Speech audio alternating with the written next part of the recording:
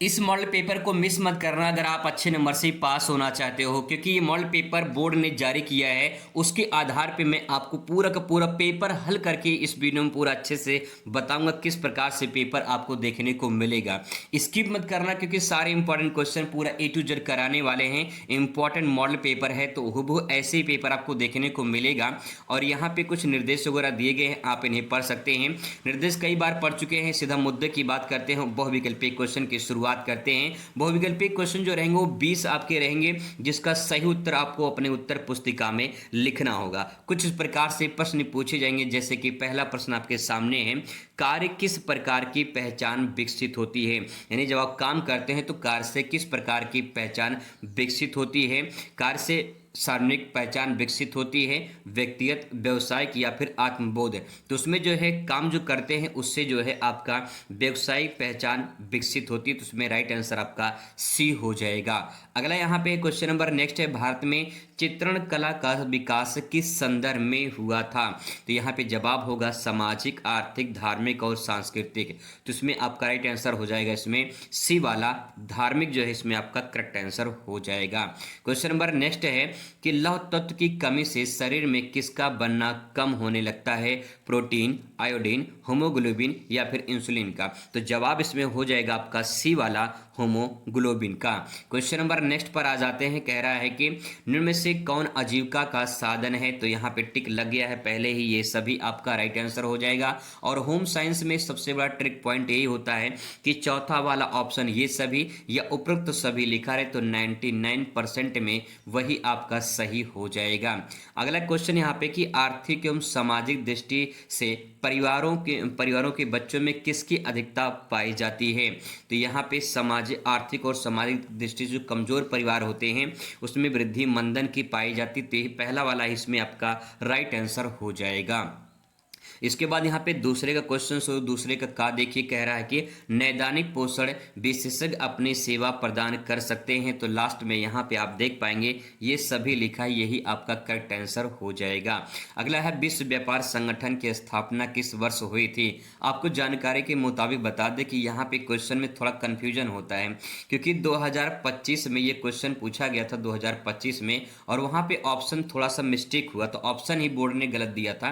तो यहाँ पे राइट आंसर जो है आपका 1995 है, 1953 है, 1954 है, 1955 है। बहुत लोग को पता होगा 1955 है, किताब में भी आपके 1955 दिया है, लेकिन इस बार ये नया चेंजिंग हुआ है क्योंकि संशोधन हो गया है। विश्व व्यापार संगठन की स्थापना आप जाके गूगल पे सर्च कर लेना, 1995 में हुआ है। तो राइट आंसर इसमें आपका 1995 पहला वाला सही हो जाएगा। ठीक है, विश्व व्यापार संगठन WTO के बारे में बात हो रही है।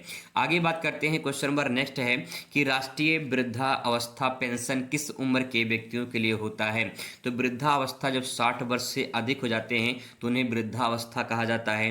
तो 60 वर्ष से या उससे अधिक, 60 वर्ष से या फिर इससे अधिक, ये क्वेश्चन तो जो है यहाँ पे ये 65 वर्ष है, यहाँ पे 75 वर्ष दिया गया है, यहाँ पे ये सभी दिया गया है।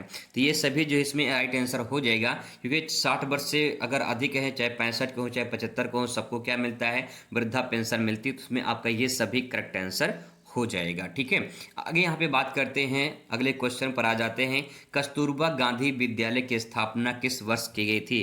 कस्तूरबा गांधी बालिका विद्यालय की स्थापना की गई थी 2004 में, बी वाला इसमें आपका करेक्ट आंसर हो जाएगा। अगला प्रश्न है, भारत में खाद्य संसाधन हमेशा किस स्तर की गतिविधि के रूप में कार्यरत रहा है। तो यहाँ पे प्रौद्योगिकी स्तर पर, घरेलू एवं कुटीर उद्योग पर, संरक्षण या फिर इनमें से कोई नहीं। तो इसमें जवाब हो जाएगा आपका घरेलू एवं कुटीर स्तर पर, यहाँ पे बी वाला आपका करेक्ट आंसर हो जाएगा। आ जाते हैं क्वेश्चन नंबर तीसरे का पे कह रहा है कि निम्न में से किस सामग्री में बुनावट या बनावट भी कह सकते हैं, बनावट का निर्धारण करने वाला कारक है। तो यहाँ पे देखिए लास्ट में लिखा है, ये सभी आपका करेक्ट आंसर हो जाएगा। अगला संचार का मुद्रण माध्यम कौन सा है। तो संचार का जो मुद्रण कब होता है, प्रिंटर, जो प्रिंट करके निकलता है। तो रेडियो, टेलीविजन, समाचार पत्र, कंप्यूटर। तो समाचार जो पत्र होता है वो प्रिंट छपकर आता है, तो यही इसमें मुद्रण माध्यम हो जाएगा। क्वेश्चन नंबर नेक्स्ट है, एक संगठन के आर्थिक प्रबंधन में सम्मिलित विभाग कौन सा है। तो सम्मिलित विभाग इसमें हो जाएगा, ये सभी आपका करेक्ट आंसर हो जाएगा। अगला प्रश्न है, निगमित संप्रेषण आधारित होता है पुस्तक पर, जानकारी पर, वाद विवाद पर। तो इसमें आपका जवाब हो जाएगा जानकारी पर। इसमें बी वाला आपका करेक्ट आंसर हो जाएगा।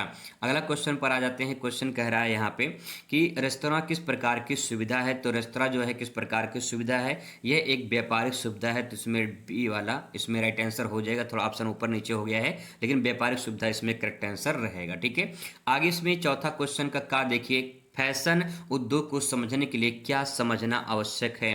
तो सभी समझना आवश्यक है, ये सभी आपका राइट आंसर हो जाएगा। अगला है, भारतीय मानक संस्थान कब स्थापित किया गया, मतलब इसकी स्थापना कब हुई भारतीय मानक संस्थान का। तो इसमें 1947 पहला वाला ही करेक्ट आंसर हो जाएगा। देश की आज़ादी के समय इसकी स्थापना की गई थी। ठीक है, आगे इसको है नेक्स्ट क्वेश्चन देखते हैं। दैनिक समाचार पत्र, रेडियो, टेलीविजन किसका माध्यम होता है।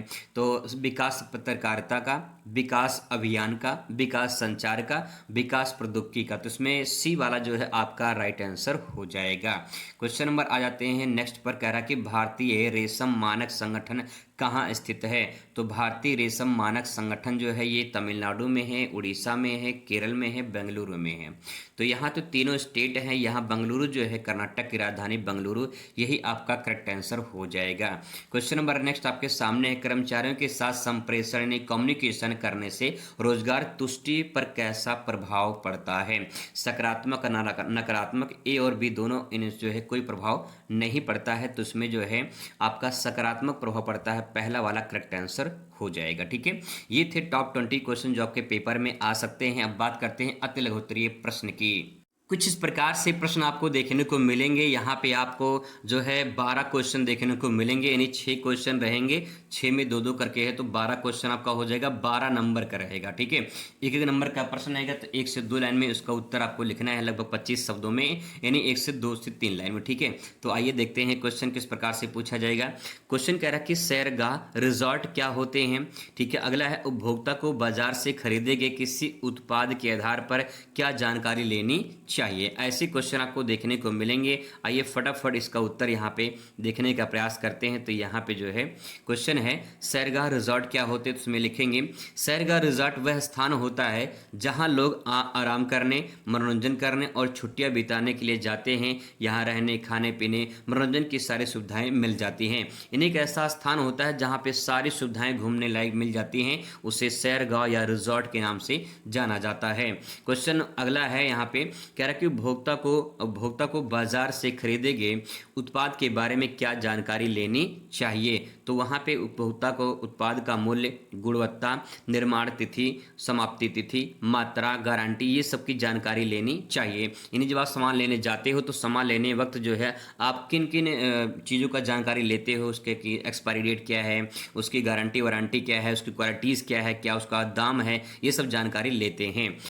अगला प्रश्न है, द्वितीयक रंग क्या है। तो द्वितीयक रंग में आप यहाँ पे लिखेंगे, 2 लाइन का उत्तर है यहाँ पे, जब 2 प्राथमिक रंगों को आपस में मिलाया जाता है तो नया रंग बनता है, जिसे द्वितीयक रंग कहते हैं। इसे लाल पीला मिलाकर नारंगी बनाया जाता है। तो इस प्रकार से इसके बारे में 2 लाइन का उत्तर लिख सकते हैं। इसके बाद अगला है, इस्त्री करना क्या है। इस्त्री करना क्या है, तो उसमें लिखेंगे, कपड़ों की जो है सिलवटें, झुर्रियाँ हटाकर उन्हें साफ सीधे बनाने योग्य जो है प्रक्रिया को इस्त्री करना कहते हैं, जो हम लोग प्रेस अपनी भाषा में बोलते हैं, प्रेस करना है कपड़ा। ठीक है, नेक्स्ट क्वेश्चन यहाँ पे है कि बच्चों के लिए कितने प्रकार के घर स्थापित किए गए हैं। घर यहाँ गृह यहाँ पे ले सकते हैं, गृह भी हो जाएगा। ठीक है, तो बच्चों की देखभाल के लिए मुख्य रूप से 3 प्रकार के गृह यानी घर स्थापित किए गए हैं। पहला है प्रेक्षण गृह, बाल गृह, विशेष गृह। तो 3 गृह यहाँ पे लिख सकते हैं इसके बारे में। अगला क्वेश्चन कि वृद्धजनों को संवेदनशील क्यों माना जाता है। तो वृद्धजनों को संवेदनशील इसलिए माना जाता है, बुढ़ापे में शरीर कमजोर और बीमारी, मानसिक तनाव, दूसरों पर निर्भरता बढ़ जाती है, इसलिए वृद्धजनों को संवेदनशील माना जाता है। सिंपल परिभाषा। आगे इसमें लिख सकते हैं, नेक्स्ट क्वेश्चन आपके सामने कि भारत में पोषण संबंधी 2 प्रमुख समस्याएं कौन सी हैं। तो आप यहाँ पे लिख सकते हैं 2 प्रमुख समस्याएं, कुपोषण एक समस्या हो जाएगी, दूसरा एनीमिया हो जाएगी। इसमें एक लाइन लिख सकते हैं कि शरीर को आवश्यक पोषक तत्व या पर्याप्त मात्रा में जब भोजन नहीं मिलता तो वहाँ पे कुपोषण की समस्या हो जाती है। एनीमिया की बात करें तो यहाँ पे आयरन की कमी के कारण जो है हीमोग्लोबिन कम हो जाता है। तो इस प्रकार से 2 पॉइंट आप इसमें लिख सकते हैं। ठीक है, आगे क्वेश्चन देखिए, शरीर में हीमोग्लोबिन की कमी से क्या प्रभाव पड़ता है। अगर शरीर में हीमोग्लोबिन कमी हो जाती है तो क्या प्रभाव पड़ेगा। और हीमोग्लोबिन की कमी से शरीर में ऑक्सीजन कमी हो जाती है, जिससे कमजोरी, थकान, चक्कर आना और सांस फूलने की समस्या उत्पन्न हो जाती है। ठीक है, सिंपल।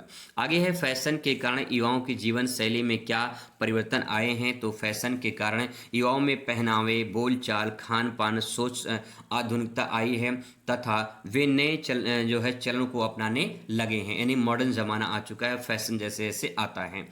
अगला क्वेश्चन है कि टॉडलर किन बच्चों को कहा जाता है। तो आप इसमें लिखेंगे 1 वर्ष से 3 वर्ष तक की आयु के बच्चे, वे बच्चे जो चलना सीख रहे होते हैं और अधिक सक्रिय रहते हैं, उन्हें टॉडलर कहते हैं। ठीक है, आगे यहाँ पे नेक्स्ट क्वेश्चन है कि महिलाओं के हित में सरकार द्वारा जो है कौन कौन से प्रयास किए गए हैं। कोई एक प्रयास आपको लिखना है, तो एक प्रयास के बारे में लिख सकते हैं।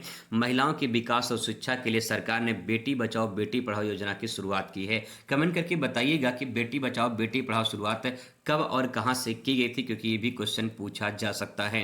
अगला क्वेश्चन यहाँ पे कि जीवन शैली का महत्व क्या है। तो आप लिखेंगे जीवन शैली व्यक्ति के आत्मनिर्भर बनाते हैं और सही निर्णय लेने में सहायता करते हैं और जीवन की समस्याओं को समाधान करने सिखाते हैं। तो ये जीवन कौशल के बारे में इस प्रकार से लिख सकते हैं। इसके बाद यहाँ पे क्वेश्चन आपका रहेगा लघु उत्तरीय प्रश्न, जहाँ पे आपको जो है 4 नंबर मिलेंगे। ठीक है, 5 क्वेश्चन रहेंगे, 20 नंबर का ये सेक्शन रहेगा। तो आइए फटाफट इसका उत्तर लिखते हैं। 50 शब्दों में लगभग उत्तर आपको लिखना पड़ेगा। कुछ इस प्रकार से क्वेश्चन आपको देखने को मिलेंगे।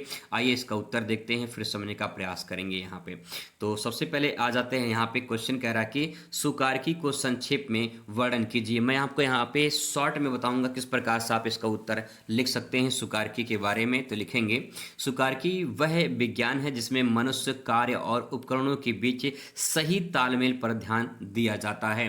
ये तो छोटी सी इसके बारे में परिभाषा हो जाएगी। अब इसके कौन कौन से मुख्य बिंदु हैं उसके बारे में आपको यहाँ पे लिखना है। कार्य को आसान और सुरक्षित बनाती है सुकारकी। नेक्स्ट है शरीर पर कम थकान पड़ती है। नेक्स्ट है कार्य क्षमता और उत्पादन बढ़ती है। और नेक्स्ट है स्वास्थ्य संबंधित समस्याओं को कम करती है। तो इस प्रकार से इसके मुख्य बिंदु हो जाएंगे। आगे यहाँ पे अगला पॉइंट यहाँ पे लिख सकते हैं, मतलब अगला क्वेश्चन है यहाँ पे नैदानिक पोषण का महत्व क्या है। 4 नंबर में क्वेश्चन पूछा गया है, तो इसमें महत्व के बारे में लिखेंगे कि नैदानिक पोषण का महत्व है, नैदानिक पोषण रोगी के स्वास्थ्य सुधार में महत्वपूर्ण भूमिका निभाते हैं। कौन कौन सी, तो नीचे आपको यहाँ पे देखने को मिल जाएगा। पहला है रोग की अवस्था के अनुसार आहार दिया जाता है, पहला पॉइंट। दूसरा देखिए रोग शीघ्र ठीक होने से सहायता मिलती है। दूसरा तीसरा पॉइंट शरीर के रोग प्रतिरोधक क्षमता बढ़ती है। और नेक्स्ट कुपोषण से बचाव होता है। तो ये कुछ इसके मुख्य बिंदु हो जाएंगे। अगला क्वेश्चन है कि उपभोक्ता द्वारा किन किन बातों पर विशेष ध्यान देना चाहिए। जब आप सामान खरीदने जाते हो तो सामान खरीदते समय किन किन बातों पर ध्यान देना चाहिए, ये आपको इसमें बताना है। तो यहाँ पे कुछ बातें बताई गई हैं, तो इसके बारे में पहला पॉइंट यहाँ पे लिखेंगे वस्तु की गुणवत्ता और कीमत जांच लेनी चाहिए, यानी उसकी क्वालिटी क्या है और उसकी कीमत क्या है, इसकी जाँच कर लेनी चाहिए। नेक्स्ट है निर्माण तिथि और समाप्ति तिथि, यानी एक्सपायरी डेट और जो है उसका बना कब है, कब खराब होगा, ये भी तिथि देख लेना चाहिए। अगला है सही माप तौल भी जांच कर लेना चाहिए कि सही से मापा जा रहा है या नहीं। खरीदते समय बिल अवश्य ले लें ताकि जो है हमें पता चले कि कितने का सामान है और जो उसकी एग्जैक्ट वैल्यू है वो पता चल सके। आगे बात करते हैं, अगले क्वेश्चन पर आ जाते हैं। क्वेश्चन कह रहा है कि व्यावसायिक धुलाई घरों को संक्षेप में लिखिए। जो व्यावसायिक धुलाई होती है घर, उसके बारे में आपको लिखना है। तो व्यावसायिक धुलाई घर जो होते हैं, लिखेंगे व्यावसायिक धुलाई घर वे स्थान होते हैं जहां कपड़ों की साफ सफाई या बड़े पैमाने पर सफाई मशीनों द्वारा की जाती है, उसे व्यावसायिक धुलाई घर कहते हैं। अब इसके कुछ मुख्य बिंदु हैं, तो आप इसमें ले सकते हैं। पहला पॉइंट इसमें है कि आधुनिक मशीनों का उपयोग किया जाता है, होटल और अस्पतालों का इनका उपयोग बहुत ज़्यादा किया जाता है। नेक्स्ट है समय और श्रम की बचत इसमें कम हो जाती है और कपड़े स्वच्छ और सुरक्षित होते हैं। तो इस प्रकार से इसके कुछ मुख्य बिंदु हो जाएंगे। फिर इसके बाद अगला क्वेश्चन आपसे पूछा जाएगा कि युवाओं की आवश्यकताओं का वर्णन कीजिए। तो युवाओं की क्या आवश्यकता है उसके बारे में आपको लिखना है। तो यहाँ पे लिखेंगे कि युवा देश का भविष्य होते हैं, इसीलिए उनकी आवश्यकताओं पर विशेष ध्यान देना चाहिए। किन बातों पर ध्यान देना चाहिए, तो यहाँ पे लिखिए, लिखा गया है कि अच्छी शिक्षा, स्वास्थ्य सुविधा ये ज़रूरी होता है, उस पर ध्यान देना चाहिए। आगे है संतुलित भोजन और पोषण पर भी ध्यान देना चाहिए। नेक्स्ट है रोजगार के अवसर पर भी ध्यान देना चाहिए और सही मार्गदर्शन और मनोरंजन की सुविधा भी होनी चाहिए। तो ये कुछ ऐसे पॉइंट हैं, आप इन्हें चाहें तो फ्लो चार्ट में इस प्रकार से बना सकते हैं, डायग्राम बना सकते हैं और उसके बारे में थोड़ा थोड़ा आप लिख देंगे तो पूरा बढ़िया अंक आपको यहाँ से प्राप्त हो जाएगा। लॉन्ग क्वेश्चन भी पूरा करके बताएंगे, अच्छे से पूरा वीडियो जरूर देखिएगा, इसका उत्तर भी इसी वीडियो में कवर करने वाले हैं। लॉन्ग क्वेश्चन जो है यहाँ से आपके 3 क्वेश्चन रहेंगे, 6 क्वेश्चन आपसे पूछा जाएगा, 18 नंबर आपको यहाँ से प्राप्त होगा। तो आइए फटाफट इसका उत्तर देखते हैं किस प्रकार से क्वेश्चन पूछे जाएंगे। क्वेश्चन है कि आंतरिक एवं बाह्य संप्रेषण की तुलना कीजिए, इस प्रकार से क्वेश्चन पूछा जाएगा। अथवा करें क्वेश्चन आपसे पूछ सकता है कि विकास संचार में सूचना प्रौद्योगिकी प्रासंगिकता को स्पष्ट कीजिए और वर्तमान में इसकी क्या उपयोगिता है, इसके बारे में आपसे पूछा जाएगा। नेक्स्ट क्वेश्चन आपसे पूछा जाएगा कि आहार विशेषज्ञ में जीविका के तैयारी हेतु क्या क्या कौशल होने चाहिए।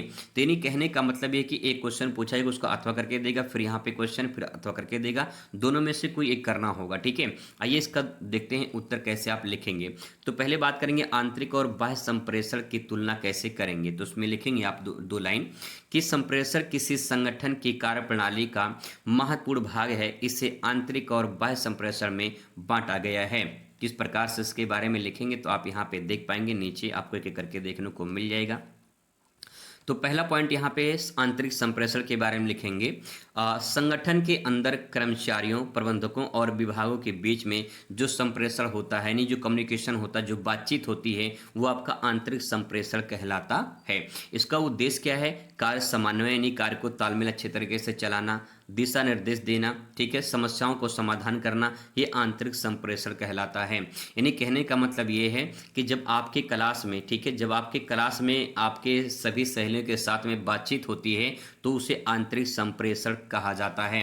अब चाहे जिस मुद्दे पे बात हो वो आपका अंदर हो रहा है, यानी आपके क्लास में हो रहा है, तो आंतरिक संप्रेषण कहलाता है। उसका कुछ ना कुछ उद्देश्य होता होगा, तो आप उद्देश्य चाहे पॉइंट वाइज भी आप इसे लिख सकते हैं, बढ़िया अंक आपको यहाँ से प्राप्त हो जाएगा। ठीक है, चलिए आगे देखते हैं। बाह्य संप्रेषण क्या होता है, तो उसमें लिखेंगे संगठन या बाहरी लोगों से, जैसे कि उपभोक्ता, सरकार, समाज के बीच इसका उद्देश्य कठिन जो है छवि बनाना और जानकारी देना होता है। यानी अगर मान लो वही बातचीत समाज में हो, ठीक है, समाज में हो तो उसे हम बाह्य संप्रेषण कहते हैं। अब उसका उद्देश्य कुछ भी हो सकता है, चाहे जो छवि बनाना होता है, जानकारी देना होता है, या सरकार तक बातों को पहुंचाना होता है, ये सब जो है आपका बाह्य संप्रेषण के अंतर्गत आता है। अब यहाँ पे तुलना बिंदु में दे सकते हैं, तुलना कर सकते हैं कि आंतरिक संप्रेषण जो होता है वो संगठन के भीतर होता है और बाह्य संगठन जो होता है वो बाहर होता है। तो इस प्रकार से इसके बारे में लिख सकते हैं।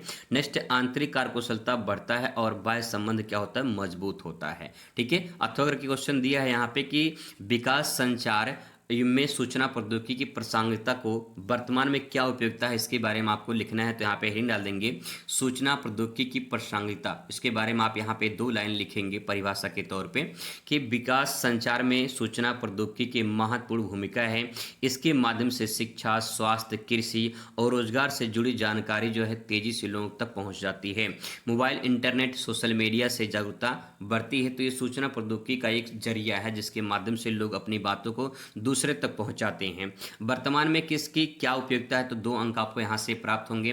आज ऑनलाइन ई शिक्षा, ई गवर्नेंस, डिजिटल शिक्षा और जो भुगतान वगैरह जो हो रहा है, ये इसका सबसे बड़ा प्रमुख उदाहरण है। तो इसके बारे में आप उपयोग में ले सकते हैं। इसके बाद यहाँ पे अगला क्वेश्चन है, कह रहा आहार विशेषज्ञों में जीविका की तैयारी हेतु आवश्यक जो कौशल हैं उसके बारे में आपको बताना है। तो यहाँ पे लिखेंगे आहार विशेषज्ञ के लिए आवश्यक कौशल कौन कौन से हैं, तो इसके बारे में लिखेंगे। आप लोग लिखेंगे इसमें कि आहार विशेषज्ञ का कार्य स्वास्थ्य जुड़ा होता है, इसीलिए इनमें कौशल, विकास कौशल होना आवश्यक माना जाता है।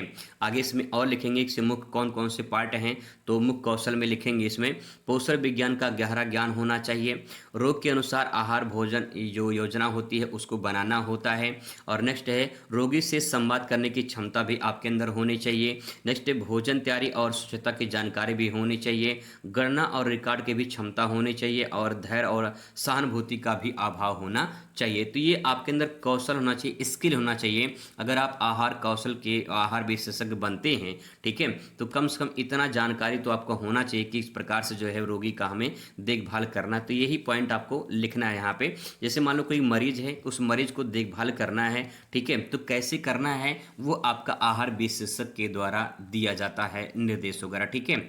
आगे यहाँ पे अगला क्वेश्चन यहाँ पे अथवा करके पूछा जा सकता है कि भारत में खाद्य सुरक्षा और मानक अधिनियम के व्याख्या करनी है, तो आप उसमें लिखेंगे खाद्य सुरक्षा और मानक अधिनियम 2006 में पारित हुआ था। ये भारत में खाद्य पदार्थों की गुणवत्ता सुनिश्चित करने और खाद्य सुरक्षा मानक अधिनियम बनाए रखने के लिए किया गया था। यहाँ पे लिखेंगे इसके अंतर्गत FSSAI यानी food safety and standard authority of India, Bharat खाद्य सुरक्षा और मानक प्राधिकरण भारत का एक राष्ट्रीय संस्था है, ठीक है। क्या है? एक राष्ट्रीय संस्था है जो देश में मिलने वाले खाद्य पदार्थों की गुणवत्ता, शुद्धता और सुरक्षा सुनिश्चित करती है।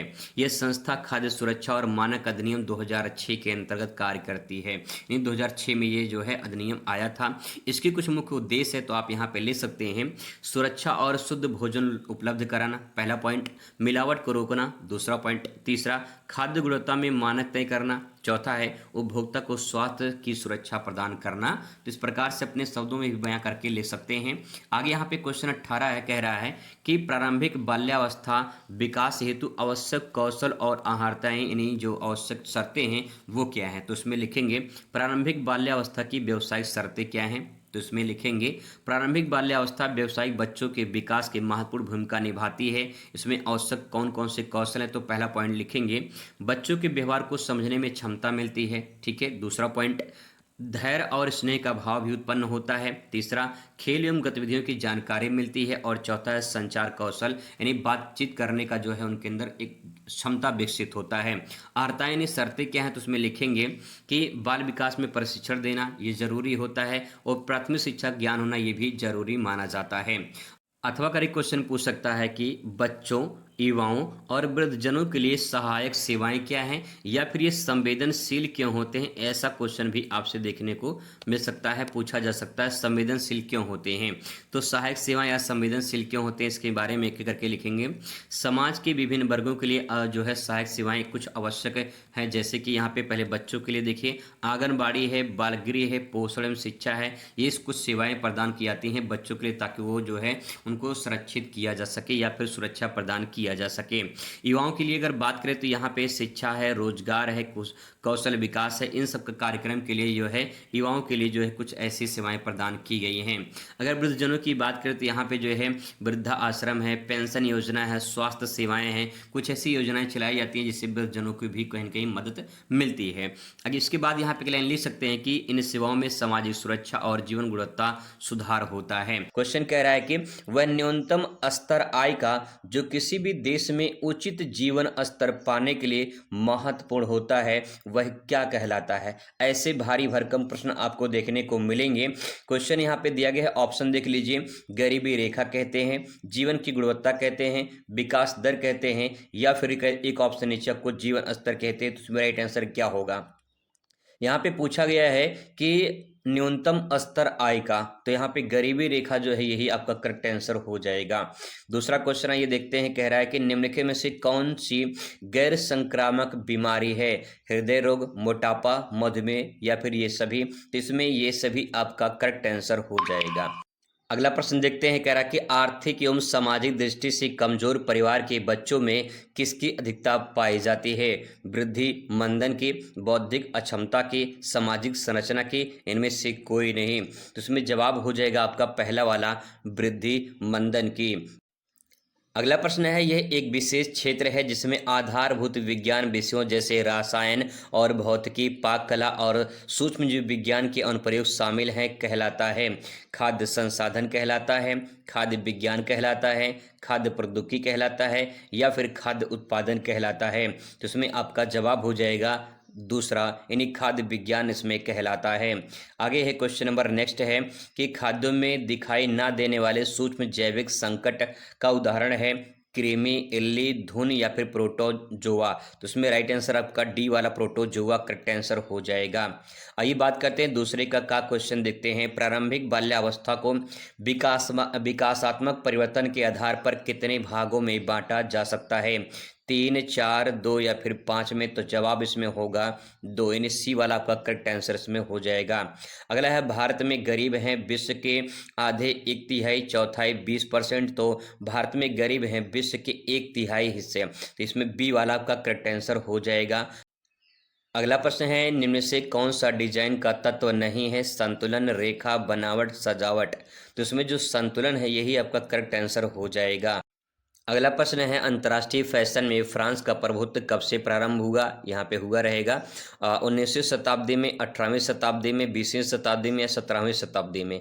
तो फ्रांस में जो है यहाँ पे 17वीं शताब्दी में हुआ। इसका राइट आंसर 17वीं शताब्दी हो जाएगा। अगला प्रश्न है, वस्त्रों की धुलाई कला क्षेत्र में किस तरह की निपुणता की आवश्यकता होती है? यानी किस तरह आप निपुण होने चाहिए? सौंदर्यप्रद रुचिकर परिणाम के लिए, सुसज्जित वस्त्र के लिए, रंगाई एवं कढ़ाई के लिए, देख रेख एवं रख रखाव के लिए? तो यही देख रेख एवं रख रखाव जो है करेक्ट आंसर हो जाएगा। तीसरा का देखिए, कह रहा है कि पैदल लंबी यात्रा में जोखिम भरे खेल इत्यादि में भाग लेने वाले लोग कहाँ ठहरते हैं? धर्मशाला में, आयोजक संस्था में, होटल में, सुसज्जित शिविर में? तो ये डी वाला आपका इसमें करेक्ट आंसर हो जाएगा। आइए बात करते हैं अगले क्वेश्चन पर। कह रहा है कि निम्नलिखित में से उपभोक्ता की समस्या कौन सी है? मिलावट है, अधिक कीमत है, और दो ऑप्शन नीचे हैं यहाँ पे, गलत मापतौल है। ये सभी इसमें करेक्ट आंसर आपका हो जाएगा। अगला प्रश्न है, पत्रकारिता का विकास एक क्रियाकलाप है, राजनैतिक, सामाजिक, समसामयिकी या फिर आर्थिक? तो इसमें जवाब आपका हो जाएगा सामाजिक हो जाएगा। अगला क्वेश्चन है कि किस आयु के दौरान शिशु अनजान व्यक्ति को देखकर भयभीत होने लगते हैं? 8 से 12 माह, 5 से 6 माह, 2 से 6 माह या फिर 7 से 6 माह? तो इसमें जवाब हो जाएगा 8 से 12 माह के बच्चे अनजान व्यक्ति को देखकर जो है भयभीत हो जाते हैं, डरने लगते हैं। क्वेश्चन नंबर नेक्स्ट है कि संस्थान की आवश्यकता हमेशा किसे रहती है? तो संस्थानों की आवश्यकता हमेशा बच्चों की रहती है, युवाओं की रहती है। इसमें ये दोनों सही हो जाएगा। आ जाते हैं क्वेश्चन नंबर चौथे पर। चौथा का आपके सामने है कि निम्न में से कौन सी आकृतियां गणितीय रूप से बनाई जाती हैं? ज्यामितीय आकृतियां, यही वाला पहला वाला करेक्ट आंसर हो जाएगा। अगला यहाँ पे, फैशन डिजाइनर स्नातक उपाधि कितने वर्ष के कार्यक्रम होते हैं? 2 वर्षीय, 3 वर्षीय, 4 वर्षीय, 5 वर्षीय? तो इसमें जो स्नातक उपाधि होती है फैशन डिजाइनर का, वो 4 वर्षीय होती है। सी वाला इसमें करेक्ट आंसर हो जाएगा। अगला प्रश्न है, होटल के किस क्षेत्र में वस्त्रों की देखभाल और रख रखाव किया जाता है? सेवा भाव, अतिथि सत्कार, निजी क्षेत्र, महत्वपूर्ण सुरक्षा? तो इसमें जो है आपका जो वस्त्रों का देखभाल रख रखाव किया जाता है, ये अतिथि सत्कार वाले पोर्शन में आ जाएगा। इसमें बी आपका करेक्ट आंसर हो जाएगा। अगला यहाँ पे क्वेश्चन है कि रेस्तरां किस प्रकार की सुविधा है? तो संस्थागत सुविधा है, व्यापारिक है, आंतरिक है, सार्वजनिक है? तो जवाब होगा इसमें यह व्यापारिक होता है। ठीक है, इस प्रकार से यहाँ पे अगला क्वेश्चन आपके सामने यहाँ पे आ चुका है। कह रहा है क्वेश्चन कि मानकीकरण चिन्ह सुनिश्चित करता है तो वस्तु की गुणवत्ता, वस्तु की माप, वस्तु की उचित कीमत को? तो जवाब होगा इसमें वस्तु की गुणवत्ता को जो है मापता है। तो इसमें पहला वाला आपका करेक्ट आंसर हो जाएगा। ये थे टॉप 20 क्वेश्चन। अब बात करते हैं अतिलघुत्तरीय प्रश्न की। आइए बात करते हैं अतिलघुत्तरीय प्रश्न की। जब आप उत्तर लिखेंगे तो आपको 1 अंक यहाँ से प्राप्त होंगे। तो आपको फटाफट उत्तर देना है, ज़्यादा इसमें टाइम नहीं लगाना है। यहाँ पे कुछ इस प्रकार से क्वेश्चन आपको देखने को मिलेंगे, जैसे कि कार्य के 3 अवलोकन बताइए, इस प्रकार से क्वेश्चन आपको देखने को मिलेंगे। तो आइए इसका उत्तर देखते हैं, कैसे आप उत्तर शॉर्ट में आप यहाँ पे लिखेंगे। 3 अवलोकन पूछा है, कार्य के 3 अवलोकन, तो 3 पॉइंट आपको यहाँ पे लिख देना है। शारीरिक कार्य, मानसिक कार्य, सामाजिक कार्य, इस प्रकार से ये हो जाएगा आपका। ठीक है, आप चाहें तो इसको ऐसे लिख कर लिख के इस प्रकार से यहाँ पे छोटा सा डायग्राम भी बना सकते हैं। पहला नंबर, दूसरा नंबर, तीसरा नंबर लिख सकते हैं। ठीक है, फिर आगे देखिए यहाँ पे नेक्स्ट है कि आहार चिकित्सक के 2 उद्देश्य बताइए। तो जितना पूछा जाए उतना आप लिख दीजिए। 2 उद्देश्य यहाँ पे लिखिए। पहला है रोगी की उचित पोषण प्रदान करना, पहला पॉइंट। दूसरा, रोगी की अवस्था में स्वास्थ्य सुधार में सहायता प्रदान करना। तो ये 2 पॉइंट आप इस प्रकार से यहाँ पे लिख सकते हैं। फिर इसके अगला क्वेश्चन है यहाँ पे, सूक्ष्म पोषक तत्व क्या है? तो सूक्ष्म पोषक तत्व विटामिन और खनिज लवण जो है ये सूक्ष्म पोषक तत्व कहलाते हैं। अगला प्रश्न इस प्रकार से पूछा जाएगा, कह रहा है कि सर्वप्रथम खाद्य प्रौद्योगिकी का प्रयोग किसके लिए किया गया था। तो आप यहाँ पे लिखेंगे खाद्य पदार्थों के संरक्षण यानी सुरक्षित रखने के लिए इसका प्रयोग किया गया था। ठीक है, नेक्स्ट हो जाएगा खाद्य गुणवत्ता व सुरक्षा को महत्व मिलने वाले 2 कारण बताइए। तो पहला यहाँ पे है खाद्य जनित रोगों में वृद्धि, दूसरा है उपभोक्ताओं में जागरूकता बढ़ाना। ठीक है, आगे यहाँ पे देखिए नेक्स्ट है कि कह रहा है क्रेच यानी शिशु केंद्र के बारे में आपको बताना है। तो यहाँ पे क्रेच वह स्थान है जहां कामकाजी माता पिता के छोटे बच्चों के दिन में देखभाल की जाती है। यानी जैसे माता पिता सर्विस करते हैं, जॉब करते हैं, तो अपने बच्चों को शिशु केंद्र में रख देते हैं, दिन भर वो खेलते हैं, वहीं पे पढ़ते लिखते खाते पीते हैं। इसके बाद जब माता पिता शाम को आते हैं तो अपने बच्चों को वहां से लेकर घर चले जाते हैं। तो इस जो संस्थान होता है इसे हम शिशु केंद्र कहते हैं। ठीक है, नेक्स्ट है संवेदनशील समूह क्या होता है। तो आप इसमें लिखेंगे वे समूह जो पोषण या फिर स्वास्थ्य की दृष्टि से अधिक जोखिम होते हैं, और जैसे कि बच्चे होते हैं, गर्भवती महिलाएं होती हैं, तो उन्हें संवेदनशील समूह कहा जाता है। आगे यहाँ पे है नेक्स्ट डिजाइन के मुख्य काम क्या होते हैं। तो डिजाइन के मुख्य काम होते हैं स्ट्रक्चर होते हैं और फिर डेकोरेशन होते हैं, यानी संरचना और सजावट हो जाएगा। अगला यहाँ पे है कि जो शैलियाँ पूरी शताब्दी तक नहीं बदलती हैं उसे क्या कहते हैं, परंपरागत शैली कहा जाता है। ठीक है, एक लाइन में उत्तर लिखना है। अगला यहाँ पे है घरेलू स्तर पर धुलाई के उपकरण के बारे में आपको बताना है। तो घरेलू स्तर पे जो धुलाई के उपकरण होते हैं वो बाल्टी होता है, ब्रश होता है, साबुन होता है, वॉशिंग मशीन होते हैं, ये घरेलू स्तर पर जो है प्रयोग किए जाते हैं। अगला यहाँ पे क्वेश्चन करा कि सूचना एवं संचार प्रौद्योगिकी आईसीटी के बारे में आपको बताना है। तो आप इसमें एक लाइन लिखेंगे सूचना को संग्रहित और संसाधित और संचारित करने वाले तकनीकी को सूचना संचार प्रौद्योगिकी कहते हैं। या फिर आप ऐसे सिंपल भाषा में यहाँ पे जो लिखा गया आप उसे सिंपल सरल भाषा में कह सकते हो कि सूचना और तकनीकी को, जो सूचना तकनीकी है उसके माध्यम से अपने काम को सरल बनाना या अपनी बातों को किसी दूसरे तक पहुँचाने की प्रक्रिया जो माध्यम है उसे हम सूचना प्रौद्योगिकी कहते हैं। इस प्रकार से भी आप लिख सकते हैं। आगे यहाँ पे है कह रहा है कि उपभोक्ता का व्यवहार के बारे में आपको बताना है। तो लिखेंगे इसमें उपभोक्ताओं द्वारा वस्तुओं और सेवाओं का चयन, खरीद और उपभोग से संबंधित व्यवहार को उपभोक्ता व्यवहार कहते हैं। यानी जो उपभोक्ता हम सब उपभोक्ता हैं, हम सब वस्तु खरीदते हैं और लेन देन करते हैं और किसी वस्तु का उपयोग करते हैं। तो जब किसी वस्तु का उपयोग करते हैं तो उसे उपभोक्ता के व्यवहार में शामिल किया जाता है। इस प्रकार से इसके आंसर लिख सकते हैं। आगे इसकी बात जो है आपको यहाँ पे लघु उत्तरीय प्रश्न दिखाई देगा। इसके लिए 4 अंक आपको यहाँ से प्राप्त होंगे और 4 अंक में जो है कम से कम आधा पेज में आप इसका पूरा आंसर लिखेंगे। कुछ इस प्रकार से क्वेश्चन आपको देखने को मिलेगा। आइए इसका उत्तर देखते हैं, फटाफट यहाँ पे आपको देखने को मिल जाएगा। क्वेश्चन है आहार चिकित्सा के उद्देश्य बताइए। तो 4 नंबर का पॉइंट है, 4 पॉइंट आप यहाँ पे इस प्रकार से लिख देंगे। तो चाहे आप इसको डायग्राम में भी कन्वर्ट कर सकते हो, ठीक है, जैसा आपको उचित लगे। तो उत्तर लिखेंगे रोगी को उसकी अवस्था के अनुसार संतुलित और उपयुक्त आहार देना, ये चिकित्सा जो है आहार चिकित्सा का उद्देश्य होता है, पहला पॉइंट। दूसरा है रोगी को तीव्रता को कम करने और शीघ्र स्वास्थ्य लाभ में सहायता पहुंचाने के लिए चिकित्सा आहार जो होता है वो उसका उद्देश्य होता है कि जल्दी से जल्दी जो है मरीज ठीक हो जाए। नेक्स्ट है शरीर में पोषक तत्वों की कमी को दूर करना, ये पॉइंट आ जाएगा। रोगों की पुनरावृत्ति को रोकना, ये पॉइंट आ जाएगा, मतलब कि दोबारा बीमारी अटैक ना करें इसके लिए आहार चिकित्सा जो है वो जरूरी होता है। ठीक है, इस प्रकार से आप लिख सकते हैं। अगला यहाँ पे है भारत में खाद्य संसाधनों में उद्योग व स्वरोजगार बढ़ाने के प्रयास किस प्रकार किए गए हैं उसके बारे में आपको यहाँ पे लिखना है। तो लिखेंगे इसमें खाद्य प्रसंस्करण इकाइयों की स्थापना हेतु सरकारी योजना बनाना चाहिए। नेक्स्ट है कौशल विकास एवं प्रशिक्षण कार्यक्रम चलाना चाहिए। अगला है सूक्ष्म लघु एवं मध्यम उद्योग जो है ऋण और सब्सिडी की व्यवस्था करनी चाहिए। अगला है स्टार्टअप व मेक इन इंडिया जैसी पहल को प्रोत्साहन देना चाहिए और खाद्य सुरक्षा एवं मानक प्राधिकरण जैसे इनका बढ़ावा देना चाहिए और गुणवत्ता को सुनिश्चित करना चाहिए, उसका जो मापन होता है उसको सुनिश्चित करना चाहिए। यानी जो खाद्य संसाधन होते हैं उसको किस प्रकार से हम व्यवस्था करें और स्वरोजगार में कैसे उसको बढ़ा सकते हैं इसके बारे में आपको यहाँ पे लिखना है। आगे यहाँ पे क्वेश्चन है कह रहा है कि शिशु छोटी आयु में ही सीखना शुरू कर देते हैं, इसके बारे में आप यहाँ पे स्पष्ट कीजिए क्या विचार है। तो आप यहाँ पे लिखेंगे शिशु जन्म के तुरंत बाद से अपने वातावरण से सीखना प्रारंभ कर देता है। जैसे कि क्या क्या सीखते हैं, तो माँ की आवाज़ पहचानना शुरू करते हैं, मुस्कुराने की प्रतिक्रिया देना शुरू करते हैं, चलना बोलना अनुकरण यानी जो है किसी को थोड़ा सा देखते हैं उसको, उसी तरह से करने की कोशिश करते हैं। इससे स्पष्ट होता है कि सीखने की प्रक्रिया जन्म से ही प्रारंभ हो जाती है। तो इसके बारे में इस प्रकार से आप यहाँ पे प्रेजेंट कर सकते हो। आगे यहाँ पे क्वेश्चन नंबर 14 कह रहा है कि वस्त्र डिजाइन में रंग की विशेषता कैसी होनी चाहिए। तो आप यहाँ पे लिखेंगे रंग आकर्षक और उत्पन्न करने वाला होना चाहिए, यानी ऐसा रंग जो आकर्षक उत्पन्न करते हो। नेक्स्ट है रंग जो है मनोभाव को प्रभावित करता हो, जैसे कि लाल उत्साह होता है, नीला शांति का होता है। इस प्रकार से रंगों का संयोजन वस्त्र की सुंदरता को बढ़ाता है, यानी जैसे डिजाइन होगी, जैसे रंग होंगे, वैसे लोग उसको आकर्षित होते हैं उसके प्रति। नेक्स्ट है हल्के और गहरे रंग जो होते हैं वो आकार व व्यक्तित्व के प्रभाव डालते हैं, जैसे जैसे कलर होता है वैसे वैसे व्यक्तित्व पर प्रभाव पड़ता है।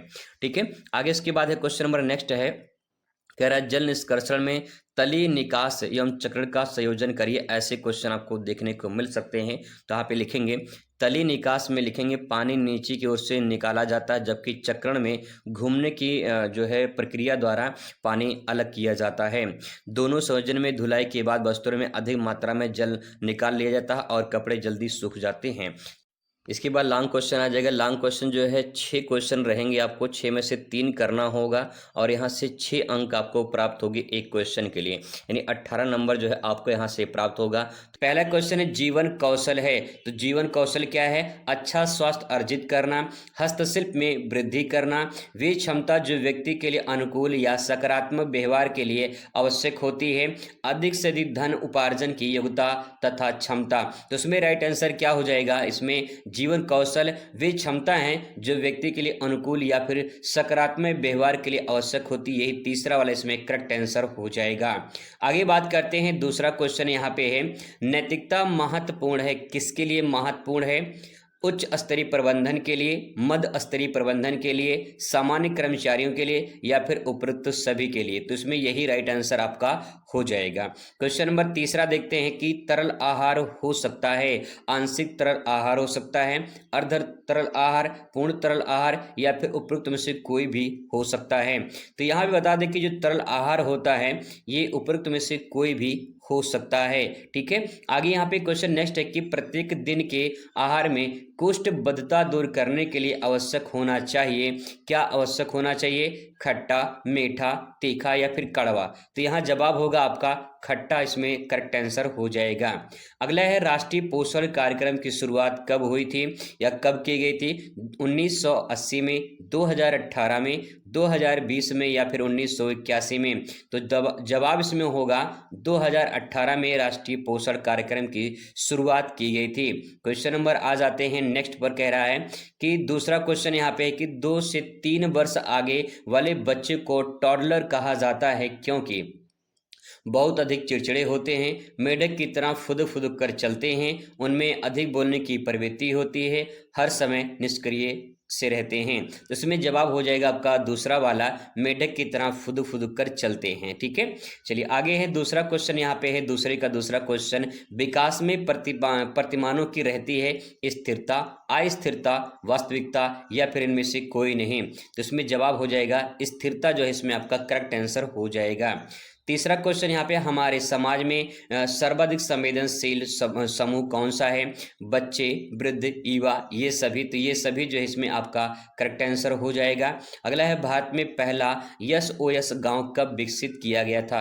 SOS गांव कब विकसित किया गया था?